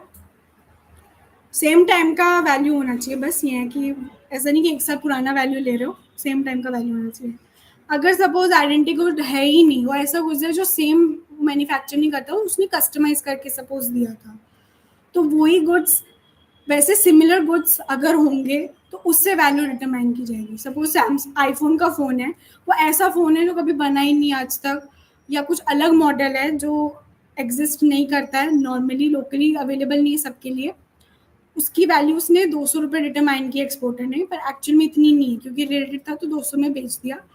बट मैं उसको कंपेयर कर लूँगी सैमसंग की क्या रेट चल रही है, सैमसंग 900 में आता है तो मैं 900 मानूंगी उसकी वैल्यू, 900 पे कस्टम लगेगा, वो है सिमिलर गुड्स। ये डिफरेंस है सिमिलर और आइडेंटिकल गुड्स का। डिफरेंस समझ में आया दोनों का, आइडेंटिकल गुड्स और सिमिलर गुड्स। आइडेंटिकल मतलब जुड़वा, सेम सेम, सिमिलर मतलब थोड़ा बहुत डिफरेंस है। अगर अपने पास ना तो आइडेंटिकल गुड्स मिल रहे हैं ना सिमिलर गुड्स मिल रहे हैं, पता नहीं ऐसे कोई नया भी चीज़ मंगा ली जो ऐसा कभी मैन्युफैक्चर ही नहीं हुई, उसमें कैसे निकालेंगे वैल्यू। उसमें होता है एक मेथड होता है deductible value method. Deductible value method वो मेथड है जिसके अंदर जो इम्पोर्टर है वो उसको बेचेगा सपोज फर्दर 1000 रुपये के अंदर, उसकी सेलिंग प्राइस रहेगी 1000 रुपये, उसमें से उसका जो प्रॉफिट मार्जिन है सपोज 10% उसका प्रॉफिट मार्जिन है सेल्स प्राइस पे, और जो बाकी अदर कॉस्ट रहती है उसकी ट्रांसपोर्ट की कॉस्ट वगैरह सब उसको हटा के उसकी कॉस्ट जो बनती है वो सपोज बनती है 800 रुपये, तो 800 वैल्यू मानी जाएगी कि इस वैल्यू पे कुछ इम्पोर्ट हुए हैं और उस पर ड्यूटी लगेगी। तो एक तरह से बैकवर्ड कैलकुलेशन होगी इसमें। Deductible value method. यहाँ पे एक्सपोर्टर के हिसाब से वैल्यू निकल रही है, सॉरी इम्पोर्टर जो, हाँ सॉरी। नेक्स्ट है कंप्यूटेड वैल्यू। कंप्यूटेड वैल्यू के अंदर जो भी एक्सपोर्टर की जो कॉस्ट ऑफ मटेरियल है, उसका प्रॉफिट वगैरह, कोई भी मार्जिन वगैरह है, वो ऐड करके ये वैल्यू डिटरमाइन होगी कि भाई उसके हिसाब से इतने की कॉस्टिंग बैठ रही है, उसका मार्जिन इतना है, तो उस हिसाब से कंप्यूटेड वैल्यू निकलती है। ये पॉसिबल नहीं हो पाता क्योंकि कोई एक्सपोर्टर अपने बायर को कॉस्ट ब्रेकअप क्यों ही देगा। और लास्ट अगर कुछ भी नहीं हो पा रहा है इनमें से, तो रेजिडुअल मेथड। रेजिडुअल मेथड मतलब बेस्ट जजमेंट असेसमेंट। इसमें जो डिपार्टमेंट को ठीक लगेगा वो करेगा वैल्यूएशन। एक्सपोर्ट के केस में भी वही सेम चीज होती है। एक्सपोर्ट के केस में डेफिनेटली सीआईएफ वैल्यू तो हो नहीं सकती, क्योंकि सीआईएफ वैल्यू तो इंपोर्टर तक पहुंचने तक लगेगी, जो फ्रेट है, इंश्योरेंस का चार्जेस वगैरह है। एक्सपोर्ट के केस में जो फ्रेट ऑन बोर्ड है ना, वो ही एसेसिबल वैल्यू मानी जाती है। अगर वो नहीं है अपने पास, तो फिर उसके अल्टरनेटिव तरीके होते हैं, जो अपन ने आइडेंटिकल गुड्स जुड़वा वाली बात की थी वो, या फिर कॉस्ट ऑफ प्रोडक्शन के बेसिस पे कि जो एक्सपोर्टर है वो अपना कॉस्ट ऑफ प्रोडक्शन का ब्रेकअप दे दे कि इतने की मेरी कॉस्टिंग लग रही है, इतने का मेरा प्रॉफिट है, तो इस वैल्यू पे कस्टम लगेगा। और ये नहीं है तो फिर जो रेजिडुअल मेथड है वो बोलेगा मैं हूँ ना, मैं सब संभाल लूंगा, कस्टम डिपार्टमेंट देख लेगा और वो उस पर वैल्यू डिटरमाइन कर लेगा। नेक्स्ट है types of custom duties. Custom duties कौन कौन सी तरीके की होती है? अपन ने देखा कस्टम क्या है, कस्टम कब लेवी होता है। टाइप्स ऑफ कस्टम ड्यूटी क्या होती है? एक होती है basic custom duty. Basic custom duty वो होती है जो हर बार लेवी होती ही है, वो बेसिक है। वो 10% का रेट रहता है, पर वो फ्लक्चुएट होता रहता है जैसे नोटिफिकेशन आता है वैसे। एक होती है सेफगार्ड ड्यूटी। सेफगार्ड ड्यूटी कब लगती है? जब बहुत ही हद से ज्यादा इंपोर्ट कर रहे हो, बिना मतलब इंपोर्ट कर रहे हो, कोई गुड्स इंडिया में मैन्युफैक्चर हो रहे हैं, बढ़िया वही सेम क्वालिटी के हैं, एक्सेसिव इंपोर्ट्स अगर फॉरेन कंट्री से हो रहा है due to reason of pricing या कुछ भी रीजन हो सकता है, एक्सेसिव इंपोर्ट हो रहा है, तो उसको हटाने के लिए सेफगार्ड ड्यूटी, मतलब सेफगार्ड करके रखने के लिए अपने डोमेस्टिक इंडस्ट्री को कि एक्सेसिव इंपोर्ट मत करो। तो गवर्नमेंट जो है एक लिमिट फिक्स कर सकती है किसी पर्टिकुलर गुड्स की कि इतने गुड्स तक अगर आप इंपोर्ट करते हो तो हम ये ड्यूटी नहीं लगाएंगे। अगर 800 यूनिट है, सपोज 800 यूनिट फिक्स कर रखा है कि 800 यूनिट तक ही आप इंपोर्ट कर सकते हो, ज़्यादा किया तो हम ड्यूटी पूरी वैल्यू पे लगा लेंगे आपसे। उसको कहते हैं सेफगार्ड ड्यूटी। सेफगार्ड ड्यूटी हर केस में नहीं लगता, तभी लगता है जब गवर्नमेंट को लगता है कि इस गुड्स का ज़्यादा इंपोर्ट हो रहा है। इंपोर्ट करो, बुरी बात नहीं है, ज़्यादा मत करो। इसमें एक एग्जेम्पशन टाइप भी है डेवलपिंग कंट्री को एक एग्जेम्पशन भी है इसके अंदर। अगर आप इंपोर्ट कर रहे हो डेवलपिंग कंट्री से तो 3% तक का आप इंपोर्ट कर सकते हो उनसे, तब सेफगार्ड ड्यूटी नहीं लगेगा, इवन तो बहुत ज़्यादा हद से ज़्यादा इंपोर्ट कर रहे हो, क्योंकि सपोर्ट देना चाह रहे हैं अपन डेवलपिंग कंट्री को कि उनका भी फायदा हो जाए। डेवलप कंट्री के साथ ऐसा नहीं है, डेवलप कंट्री तो ऑलरेडी आबाद है, अपन क्यों उनका करें ज़्यादा फेवर। एग्रीगेट अगर आप 2 या 2 से ज़्यादा डेवलपिंग कंट्री से गुड्स इंपोर्ट कर रहे हो तो उसमें 9% लिमिट है, यानी 9% टोटल ऑफ टोटल इंपोर्ट्स आप उनसे इंपोर्ट कर सकते हो, तब ये ड्यूटी लेवी नहीं होगा।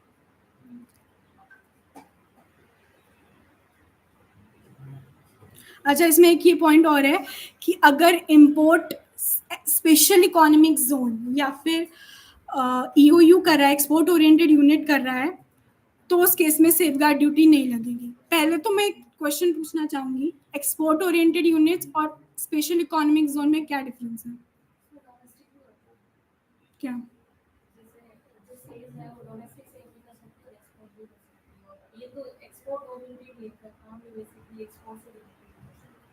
और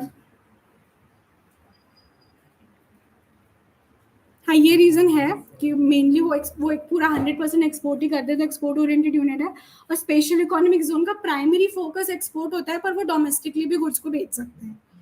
और स्पेशल इकोनॉमिक जोन और एक्सपोर्ट ओरिएंटेड में ये डिफरेंस और है कि स्पेशल इकोनॉमिक जोन गवर्नमेंट ने सेट कर रखी है कि ये पर्टिकुलर एरिया ही स्पेशल इकोनॉमिक जोन है। फॉर एग्जाम्पल गुजरात के अंदर है स्पेशल इकोनॉमिक जोन, चेन्नई में है और महाराष्ट्र में भी है शायद। ये कुछ एरियाज फिक्स कर रखे हैं कि इधर टैक्स एग्जेम्पशन भी इनको मिलते हैं, तो ये स्पेशल इकोनॉमिक जोन है फॉर प्रमोशन ऑफ एक्सपोर्ट और ट्रेड प्रमोशन के लिए। जोन होती है। और एक्सपोर्ट ओरिएंटेड यूनिट वो है जो 100% एक्सपोर्ट कर रही है, इसमें कोई रजिस्ट्रेशन या अलग से कुछ कहीं पे भी सिचुएटेड हो सकती है इंडिया के अंदर, इसमें कोई एरिया फिक्स नहीं है। तो अब यहाँ पे इसमें बोला है कि अगर इंपोर्ट 100% एक्सपोर्ट ओरिएंटेड यूनिट और स्पेशल इकोनॉमिक जोन कर रहे हैं तो सेफ गार्ड ड्यूटी नहीं लगेगी। क्वेश्चन आता है क्यों नहीं लगेगी। पहले तो इसमें यह है कि अगर कोई गुड्स इंपोर्ट हो रहे हैं, एक्सपोर्ट ओरिएंटेड यूनिट या सेज अगर गुड्स इंपोर्ट कर रहे हैं वो फर्दर एक्सपोर्ट ही करने वाले हैं तो उस पर ड्यूटी नहीं लगती। पहली चीज़ ये है। तो अब इनको प्रमोट करने के लिए इन पे कोई सेफ गार्ड ड्यूटी नहीं लगती, केवल उनका प्रमोशन के लिए है ये चीज़। अगर लेकिन वो होम कंजम्पशन के लिए क्लियरेंस करा लेंगे तो कोई एक्सेप्शन नहीं है, तब आपको ड्यूटी भरनी ही है। और आप इंपोर्ट करके एक्सपोर्ट कर रहे हो तो ड्यूटी नहीं भरनी।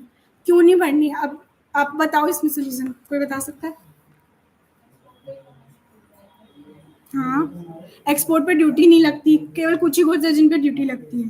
तो जब एक्सपोर्ट पे ड्यूटी भरनी नहीं है तो इंपोर्ट पे ड्यूटी क्यों भरोगे आप? बेनिफिट देना चाह रहे हैं। लेकिन सपोज अगर ऐसा केस है कि गुड्स इंपोर्ट कर लिया एक्सपोर्ट ओरिएंटेड या स्पेशल इकोनॉमिक जोन ने उसका क्लियरेंस करा लिया, वो डोमेस्टिकली उसने अपने गोडाउन में जाके रख दिए गुड्स, तो क्लियरेंस करा लिया नहीं, उसने ड्यूटी तो भर दी, इंपोर्ट ड्यूटी। पर अब वो तो एक्सपोर्ट ही करेगी, उसने क्लियरेंस कर दिया पर वो एक्सपोर्ट करेगी, तो अब उसको क्या ड्यूटी तो लगेगी नहीं उस पर, एक्सपोर्ट पे तो ड्यूटी लगेगी नहीं ना। हाँ, उसको ड्यूटी ड्रॉबैक कहते हैं।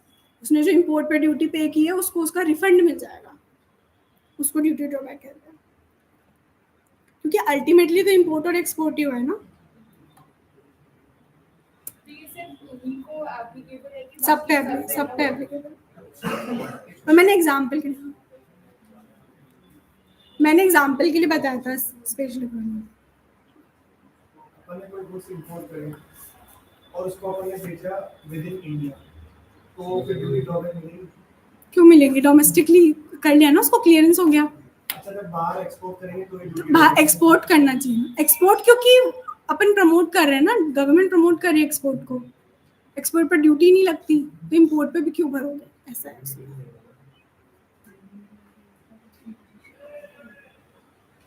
सेफगार्ड ड्यूटी तक आ गया समझ में? एक बार मैं फिर से सम अप कर दूं क्या क्या पढ़ा।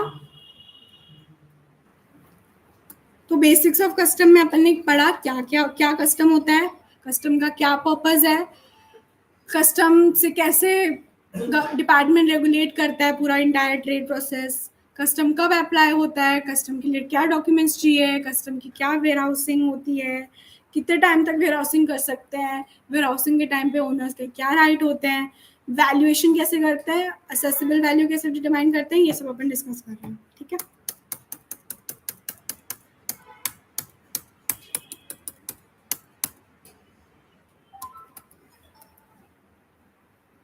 टाइप्स ऑफ ड्यूटी का सेकंड अपनी ड्यूटी कवर हो गई, सेफगार्ड ड्यूटी।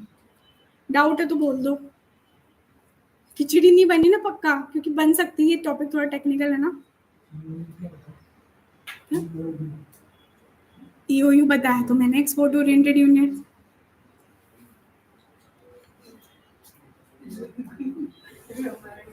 रामायण खत्म हो गई, पूछा राम कौन है।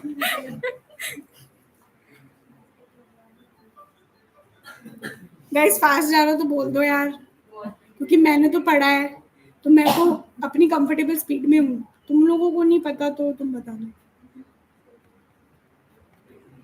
और बहुत ज्यादा स्लो भी जा रहा है तो भी बता दो, स्लो जा रहा है। नेक्स्ट टाइप की ड्यूटी है ड्यूटीज ऑन सब्सिडाइज्ड आर्टिकल। नाम से समझ तो आ गया होगा क्या है ये, पर मैं बताती हूँ। एक्सपोर्टर को, फॉरेन एक्सपोर्टर को सब्सिडी मिली है उसकी गवर्नमेंट की तरफ से। मान लो कि गवर्नमेंट चाह रही हो कि ये गुड्स एक्सपोर्ट हो, आईफोन पे लगा दी सब्सिडी, उसकी कॉस्ट बन रही है सपोज 800 रुपए की, पर गवर्नमेंट ने दे दी सब्सिडी 200 रुपए की, तो अब तो 600 का ही पड़ा ना उसको, वो तो कम में बेचेगा इंडिया के अंदर।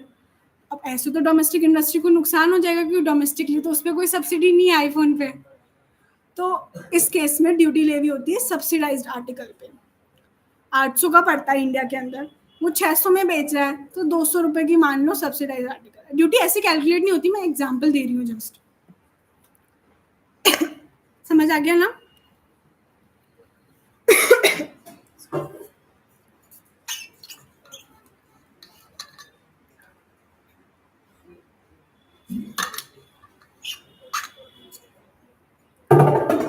नेक्स्ट है एंटी डंपिंग ड्यूटी।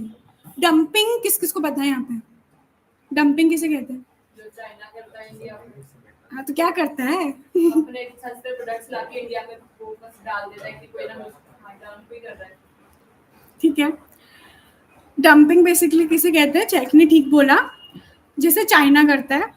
गुड्स मान लो चाइना के अंदर 100 रुपए का ही बिक रहा है, उसके हिसाब से वो अपने डोमेस्टिकली गुड्स 100 में ही बेच रहा है, पर इंडिया में वो 50 का बेच रहा है गुड्स को। क्या रीजन हो सकता है डंपिंग का? इंडियन मार्केट क्या करता है? सोल रीजन कि इंडियन मार्केट को डिटोरिएट करना, डैमेज करना है, ताकि कोई डोमेस्टिकली आईफोन को ना खरीदे, 50 रुपए का आईफोन खरीदे। तो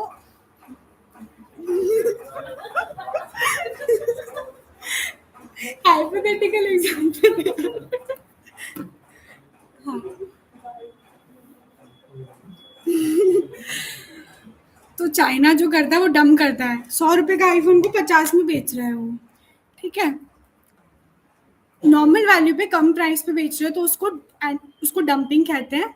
गवर्नमेंट इसको सेफगार्ड करती है by applying anti dumping duty. 50 की वैल्यू पे बेच रहे हो, 100 में बेचना चाहिए तो 50 का लगा देंगे एंटी डंपिंग ड्यूटी। अच्छा, इसका एक वैल्यूएशन मैकेनिज्म है, मैं बता देती हूँ फिर भी। सपोज चाइना का माल 100 का पड़ता है, उनको 100 में बेचते हैं वो नॉर्मली अपने डोमेस्टिक मार्केट में, इंडिया में वो 50 के अंदर बेच रहे हैं। ठीक है, तो उनका डंपिंग मार्जिन इसे कहते हैं। जो डिफरेंस है ना 50 रुपीज़ का जो डिफरेंस है, इतने का वो जो लॉस में है एक तरीके से डंप कर रहे हैं जो, उसको कहते हैं डंपिंग मार्जिन। वो 50 रुपये का है। इंडिया के अंदर वो आईफोन सपोज 80 रुपये का बिक रहा है और डंप भी हो रहा है 50 रुपये के अंदर, तो डोमेस्टिकली इंडिया को कितने का नुकसान हो रहा है? 30 का नुकसान हो रहा है। डंप कर रहे हो 50 रुपए के नुकसान पे, इंडिया को एक्चुअल में नुकसान कितना हो रहा है? 30 का हो रहा है, तो 30 की ड्यूटी लगेगी इस पे। इस पे देखा जाता है कि नुकसान किस वजह से हो रहा है। समझ में आया? तो बेसिकली इसमें मार्जिन ऑफ डंपिंग या फिर injury margin which ever is lower, इस पे एंटी डंपिंग लगती है। मार्जिन ऑफ डंपिंग मतलब जो एक्सपोर्टर ने जो डंप किया तो उसका कितना लॉस हो रहा है, मतलब लॉस तो नहीं कह सकते, कितने कम प्राइस पे उसने डंप किया, उसका जो डिफरेंस है normal value minus export price का जो डिफरेंस है, उसको मार्जिन ऑफ डंपिंग कहते हैं। इंजरी मार्जिन मतलब कितने की इंजरी हुई एक्चुअली डोमेस्टिकली, उसको इंजरी मार्जिन कहते हैं। उसमें उनका डिफरेंस में जो भी लोअर होगा उस पर ड्यूटी, उतनी अमाउंट की ड्यूटी लगेगी। इसमें एक ये चीज़ और है कि जो सब्सिडी वाली जो ड्यूटी है ना और एंटी डंपिंग ड्यूटी है, ये दोनों साथ में नहीं लग सकते। या तो सब्सिडी पे लगा लो या एंटी डंपिंग में लगा लो, क्योंकि इसमें गवर्नमेंट का ये मानना है कि इससे डबल टाइम ड्यूटी लग जाएगी एक ही चीज़ में। तो इसमें जो भी हाई ड्यूटी होगी ना वो लगेगी, ऐसा है इसमें। उसके अलावा होती है एडिशनल कस्टम ड्यूटी। कौन सी स्लाइड है? 25th slide.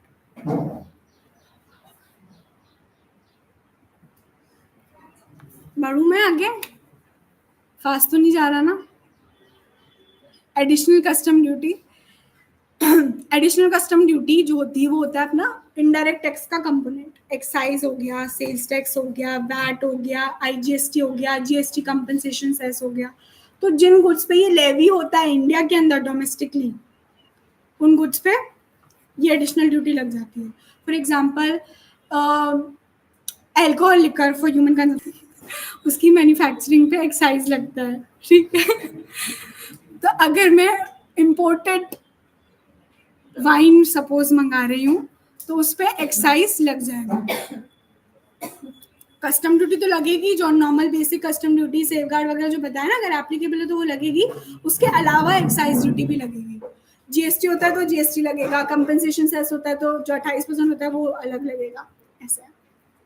रेट्स इसमें सेम रहेगी। जो जीएसटी में रेट लगती है, सपोज जीएसटी का रेट 18% है तो 18% इसमें लग जाएगा एडिशनल कस्टम ड्यूटी, जीएसटी के नाम से लगता है। अब नीचे इसमें मैंने कैलकुलेशन ऑफ कस्टम ड्यूटी का चार्ट दे रखा है, जिसमें असेसिबल वैल्यू जो अपनी सीआईएफ वैल्यू है उसके अंदर अपनी जो भी बेसिक कस्टम ड्यूटी है, सेफगार्ड ड्यूटी है, एंटी डंपिंग ड्यूटी है, सब ऐड करेंगे। उसके अलावा एक चीज़ ये मैंने अभी बताई है इसमें, social welfare surcharge. Social welfare surcharge 10% की रेट से लगता है, जैसे इनकम टैक्स में सरचार्ज होता है ना, वही होता है ये। इसका पर्पस डिटरमाइंड है कि सोशल वेलफेयर के लिए काम आएगा। अलग से गवर्नमेंट ने अपना फंड बना रखा है, उसमें ये 10% की इसकी फिक्स रेट रहती है जो बेसिक कस्टम ड्यूटी पे कैलकुलेट होता है। वो अमाउंट जो है सोशल वेलफेयर सरचार्ज है। इस वैल्यू पे फिर एडिशनल कस्टम ड्यूटी लगती है, जो मैंने जीएसटी वगैरह बताया ना। फिर लास्ट में है total cost of imported goods. Duties मिला के इतना कॉस्ट आएगा इम्पोर्टर के लिए बियर करने का। Any doubt?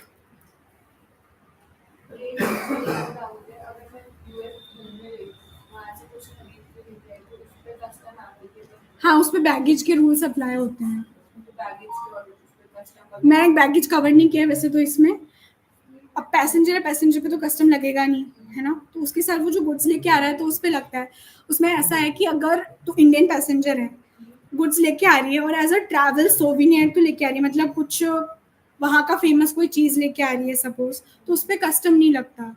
लेकिन अदर देन वो चीज़ें जैसे जो तेरे पर्सनल यूज में भी नहीं आती और ना वो ट्रैवल से रिलेटेड है, फॉर एग्जाम्पल, हाँ सपोज वो तो ऑफिस में यूज़ करेगी लैपटॉप तो नहीं, जैसे कोई कंप्यूटर पीसी वगैरह है तो उस पर 50,000 की लिमिट है।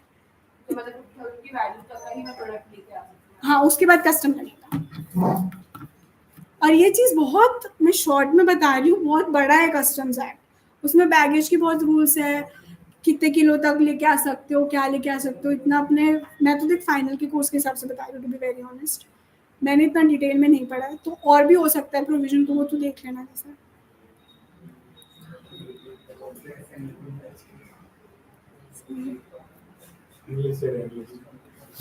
क्रॉप करनी। नेक्स्ट है जेटसम, फ्लोटसम, डेरिलेक्ट एंड रैकेज। भारी भरकम शब्द। जेटसम, फ्लोटसम, डेरिलेक्ट, रैकेज। आपको आइडिया नहीं होगा वैसे तो इसका, चलो बताते हैं। जेटसम क्या होता है? सपोज तूफान आ गया, घनघोर सी के अंदर तूफान आ गया, गुड्स में लेके जा रही हूँ, शिप डगमगा रही है बहुत ज्यादा, भयंकर डूब जाएगी। तब उसको शिप को बचाने के लिए मैं वजन कम करूंगी, क्योंकि इसमें ऐसा रहता है ना कि ज्यादा वजन रहता है तो शिप और डूबती है। वजन कम करने के लिए मैं कुछ जो कार्गो है, गुड्स जो पड़ा है, वो मैं फेंक दूंगी शिप में डायरेक्टली, तो उसको कहते हैं जेटसम। शिप से हाँ, शिप से। और तो कहाँ से? शिप में फेंक दूंगी। शिप से फेंक दूंगी, शिप से फेंक दूंगी, उसको कहते हैं जेटसम। मतलब these are the goods which are intentionally thrown in the sea to protect in bad weather conditions, उसको कहते हैं जेटसम। फ्लोटसम क्या होता है? फ्लोटसम वो होता है, मैंने गुड्स फेंक दिए, अब वो तैरते रह गए, ठीक है, तो उसको जो मतलब शिप डूब गई, और नहीं, जो शिप डूब गई था, शिप डूब गई तो जो गुड्स फ्लोट रह गए, तैरते रह गए, उसको फ्लोटसम कहते हैं। डेरिलिक्ट वो होता है अगर बोट अलग डायरेक्शन में चली गई और उसका कांटेक्ट टूट गया और वो अनअटेंडेड शिप है, तो उसको डेरिलिक्ट कहते हैं। रैकेज वो कहते हैं कि जो शिप जो है वो पूरी तरह से डूब चुकी है और उसके ब्रोकन पार्ट बाद में रिकवर हो गए। तो जिस भी पर्सन को ये चीज़ें रिकवर होगी ना, जेटसम में थ्रोन किए हुए सामान, या फिर जो फ्लोट कर रहे हैं, या फिर जो अनअटेंडेड शिप के जो सामान है, बाद में अगर कोई क्लेम कर रहा है पर्सन और इंडिया में लेके आ रहा है, तो उसको ड्यूटी पे करनी पड़ेगी उस पर। बेसिकली इसलिए पढ़ाया मैंने ये वाला कॉन्सेप्ट।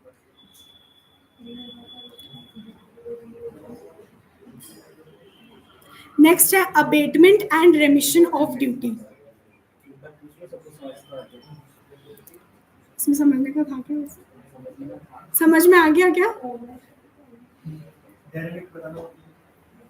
डेरिलिक्ट मतलब शिप का पूरा नेविगेशन सिस्टम होता है ना, रडार वगैरह होता होगा इनके, तो उस पाथ से वो भटक गई है और वो गुम गई है, उसको पता नहीं कहाँ जाना है, उसको लोकेशन ही नहीं मिल रही, मतलब वो हो जाता है ना गुम गई शिप, मतलब उसको कहते हैं डेरिलिक्ट। और बाद में वो रिकवर हुई है शिप, उसको क्लेम कर रहे हो, उसके गुड्स को आप क्लेम कर रहे हो, तो आपको ड्यूटी पे करना पड़ेगा, ये मतलब इसका।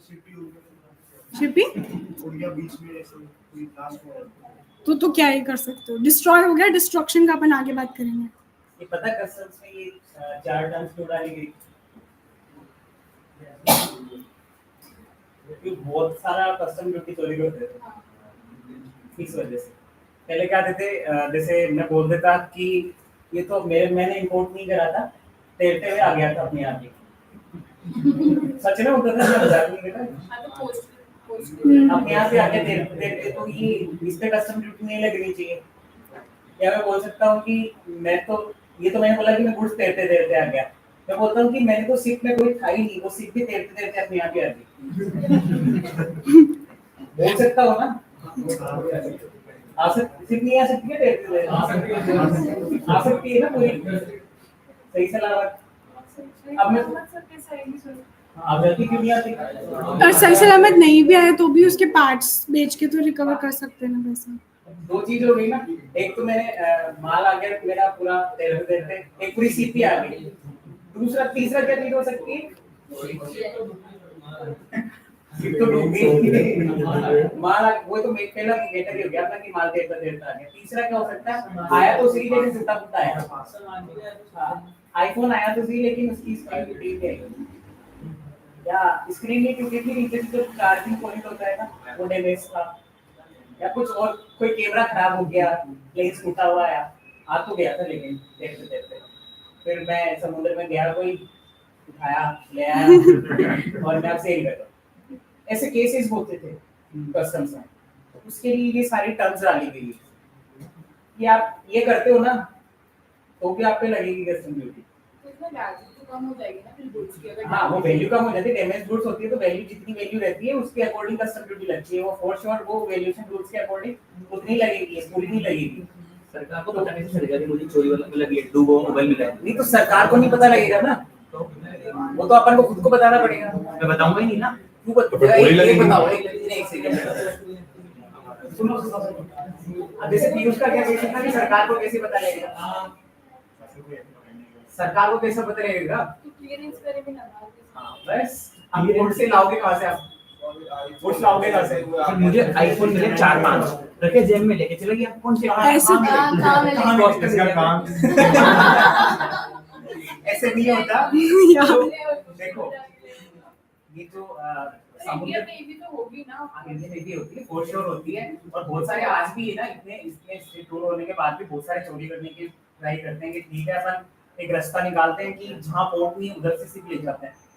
तो इंडियन नेवी होती है और ये कस्टम्स की अलग से पुलिस होती है। कस्टम पुलिस जिसको बोलते हैं, कस्टम ऑफिसर्स होते हैं, कस्टम पुलिस होती है। मूवीज में देखा होगा, ये देवरा किसी ने देखी? देवरा है ना, तो उसमें ऑफिसर्स होते हैं, पूरा चेक करते हैं। वो ऐसे नहीं है ये तो चलो ठीक है हो गया, मेरे को तो मिल गए, उठा लाया मैं तो ये नहीं होता। ठीक है, तो ये टर्म्स अपन डिस्कस कर रहे थे, अपन थोड़ा सा आउट ऑफ रीच चले टर्म डिस्कस कर रहे थे। पहला जो था वो था जेट सर, कि मैं मौसम खराब हो गया, मेरे को लग रहा था वहां डूब रहा है, तो मैंने क्या करा, उठा के शिप से बाहर फेंक दिया और वो तैरते तैरते आ गया। हाँ ये एक पॉइंट है कि परमिशन लेके फेंकना पड़ता है। सही बोल रहे नहीं हैं? सर ऐसे थोड़ी ना होगा। हाँ हाँ वही मैं बोल रहा हूँ। इमरजेंसी सिचुएशन में परमिशन लेने थोड़ा ना बैठेंगे। अरे सुन तो लो, आगे पूरा मैं बता रहा हूँ ना। परमिशन लेनी होती है लेकिन उसके एक्सेप्शंस होते हैं।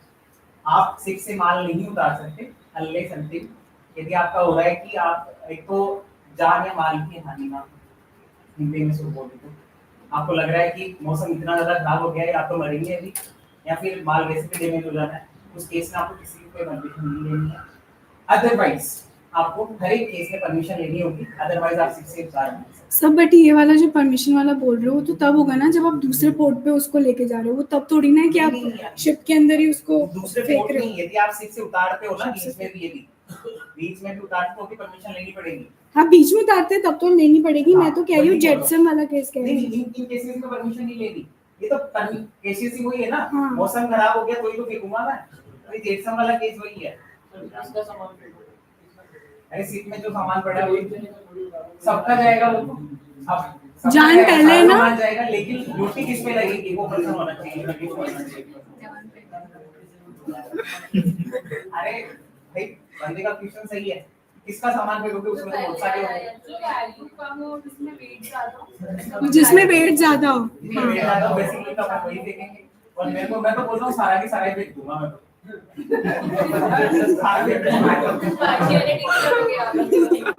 कोई मेरे को क्यों बोले कि मेरा फेंक दे उसका नहीं फेंका।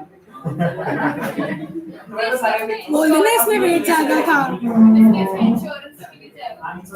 इसीलिए तो करवाते हैं इंश्योरेंस। इंश्योरेंस करवाते हैं कि जो सबसे डेंजर एरिया होता है ना अपना वो ये वाला होता है थ्रू द सी। और जो सी वाला जो ट्रांसपोर्टेशन होता है सबसे डेंजरस वो माना जाता है क्योंकि उसमें कभी भी कुछ नहीं पता कब तूफान आ जाए कब क्या होता है।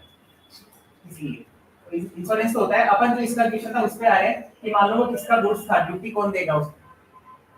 जो बंदा आके कोर्ट पे क्लेम करेगा ना ये देता है ये गुड्स मेरा है, तो जो बंदा क्लेम करता है वो ड्यूटी पे करेगा।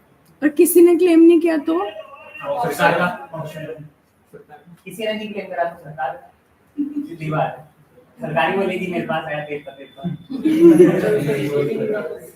समझ में आ गया ना? मतलब मैं तो समझाने का पर्पस इतना ही था कि ये समझ में आए कि ये टर्म्स बनी क्यों है ताकि कोई ऐसी हेराफेरी ना करे। ठीक है, तो ये 4 टर्म्स हैं। सर लेकिन बहुत सारा पेरिशेबल है तो वो तो पानी में जाती खराब हो जाएगी। खराब हो जाएगा तो उसको क्लेम करोगे क्या? नहीं वो तो क्लेम ही नहीं करेगा ना भाई, क्यों ड्यूटी देगा? और कोई क्लेम नहीं करेगा तो सरकार जाने सरकार का काम जाए।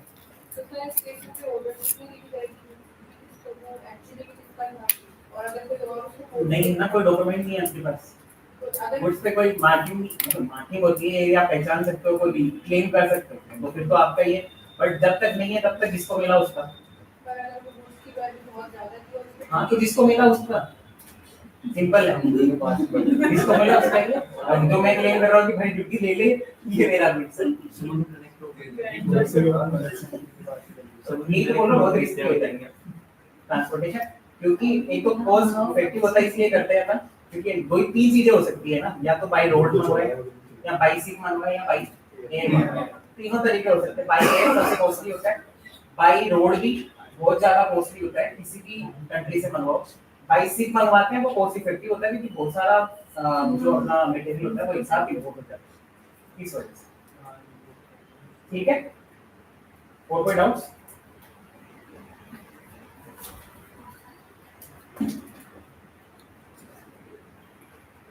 नेक्स्ट है। नहीं सर क्या sorry. Abatement and remission of duty. Abatement क्या होता है?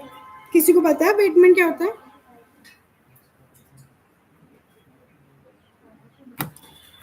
अगर गुड्स डिटोरिएट हो जाते हैं अनलोडिंग के टाइम पे या अनलोडिंग से पहले, मतलब बिफोर क्लियरेंस डिटोरिएट हो जाते हैं या फिर डैमेज हो जाते हैं गुड्स, तो उस केस के अंदर जितना का अमाउंट का डैमेज हुआ है, जितना अमाउंट का डिटोरिएशन हुआ है, उतना अमाउंट की ड्यूटी आपकी माफ है। अब डिटोरिएशन और डैमेज के बीच में डिफरेंस कौन बता रहा है मेरे को? डैमेज और डिटोरिएशन तो इजी है यार, बताओ ना यार, कोई तो पता तो होगा। हाँ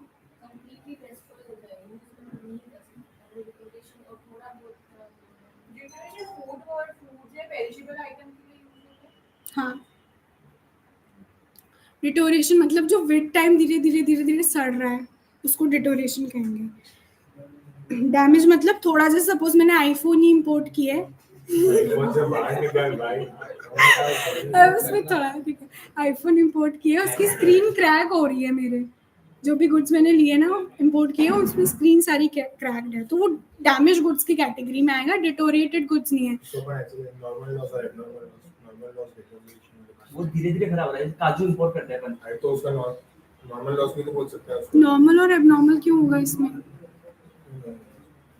डिटोरिएटेड तो जैसे फॉर एग्जांपल वो चीज़ भी हो सकती है, जैसे कोई मशीन इंपोर्ट करी मैंने और सी के अंदर शायद कुछ वाटर सीपेज वगैरह कुछ हो गया तो रस्ट हो गया, तो वो डिटोरिएशन की कैटेगरी में आएगा, तो उसको नॉर्मल या एबनॉर्मल लॉस थोड़ी ना कह सकते हैं।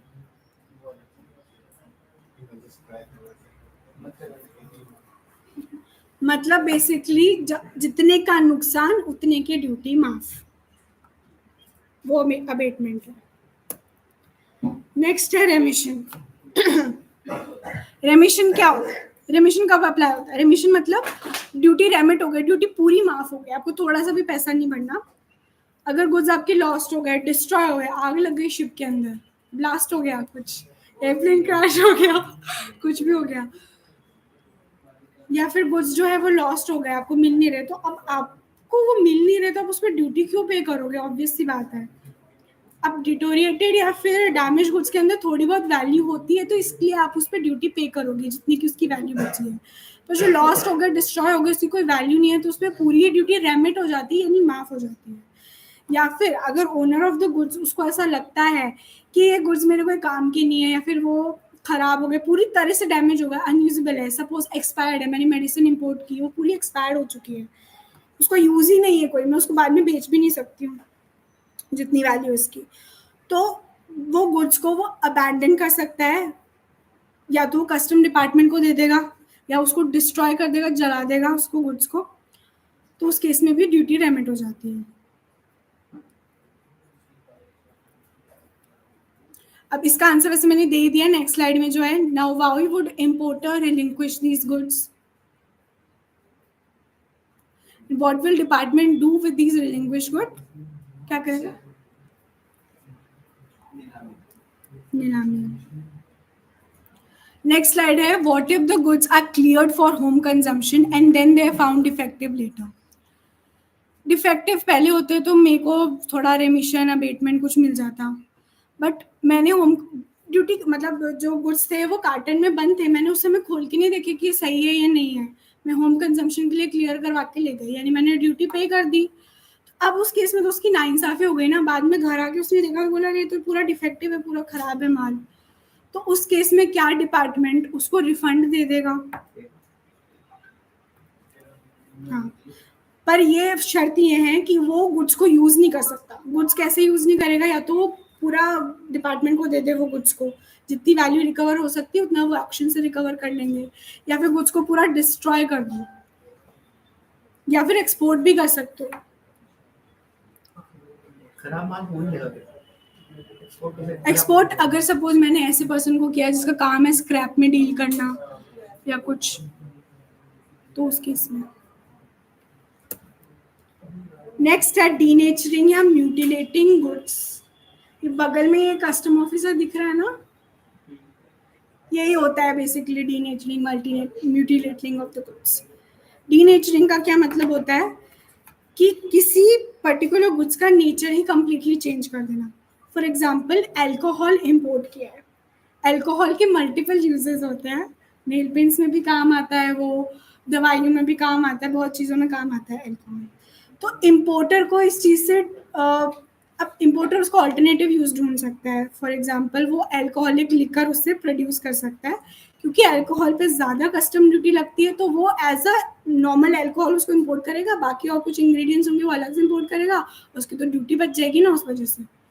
तो उस केस के अंदर कस्टम ऑफिसर इंस्पेक्शन के टाइम पे ये चेक करेगा, और अगर जो इम्पोर्टर है वो ये चीज़ बताएगा कि ये यूज़ किस लिए आएंगे, ये नेल पेंट बनाने के लिए काम आएंगे, तो ऑफिसर बोलेगा ठीक है, इसमें कुछ अमाउंट ऑफ केमिकल वो डाल देगा उस गुड्स के अंदर, ताकि उसका कोई ऑल्टरनेटिव यूज़ नहीं हो पाए।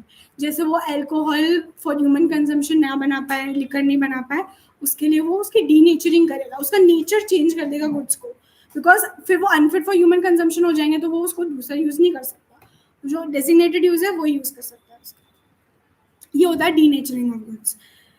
फिर म्यूटिलेटिंग ऑफ द गुड्स का मतलब क्या होता है? सपोज मैं एग्जांपल के थ्रू समझाती हूँ। मैं इम्पोर्टर हूँ और मैंने कुछ यूज्ड क्लोथ्स में इम्पोर्ट करती हूँ, और वो यूज्ड क्लोथ्स का मैं मतलब चिंदिया बोलते हैं ना उसको, छोटे छोटे कतरन जो होते हैं कपड़ों के, वो मैं इम्पोर्ट करना चाहती हूँ। उसके लिए मैं पूरा फुल जो ओल्ड क्लोथ्स होते हैं लोगों के वो इम्पोर्ट करती हूँ, उसको फर्दर प्रोसेस करके ब्रांड न्यू क्लोथ्स ऐसे में बनाने की मेरी फैक्ट्री है सपोज। तब इस केस में डिपार्टमेंट बोलेगा अच्छा तुम्हारे तो ओल्ड क्लोथ्स इम्पोर्ट करते हो ना, यानी तुम इसको एज इट इज तो रीसेल करोगे नहीं ओल्ड क्लोथ्स को। उस केस में वो क्या करेंगे, कुछ कट्स मार देंगे उन क्लोथ्स के अंदर, उसको डिस्ट्रॉय करेंगे, थोड़ा सा डिस्ट्रॉय करेंगे, ताकि वो उसे as it is further sale नहीं कर पाए। उसको कहते हैं म्यूटिलेटिंग ऑफ द गुड्स, यानी something less than total destruction. आप एज इट इज क्लोथ्स को पूरा नहीं फाड़ रहे हो, थोड़ा उसको फाड़ के रख रहे हो ताकि उसको एज इट इज यूज नहीं कर पाओ, क्योंकि आपका मेन पर्पस तो क्या है, उसको वैसे फाड़ के आप उसको स्क्रैप यूज करके फॉर फर्दर मतलब न्यू क्लोथ्स बनाने के लिए यूज करने वाले हो। थोड़ा कट मारेंगे तो भी आपको इशू नहीं होना चाहिए ना, तो ऐसे मिटिगेशन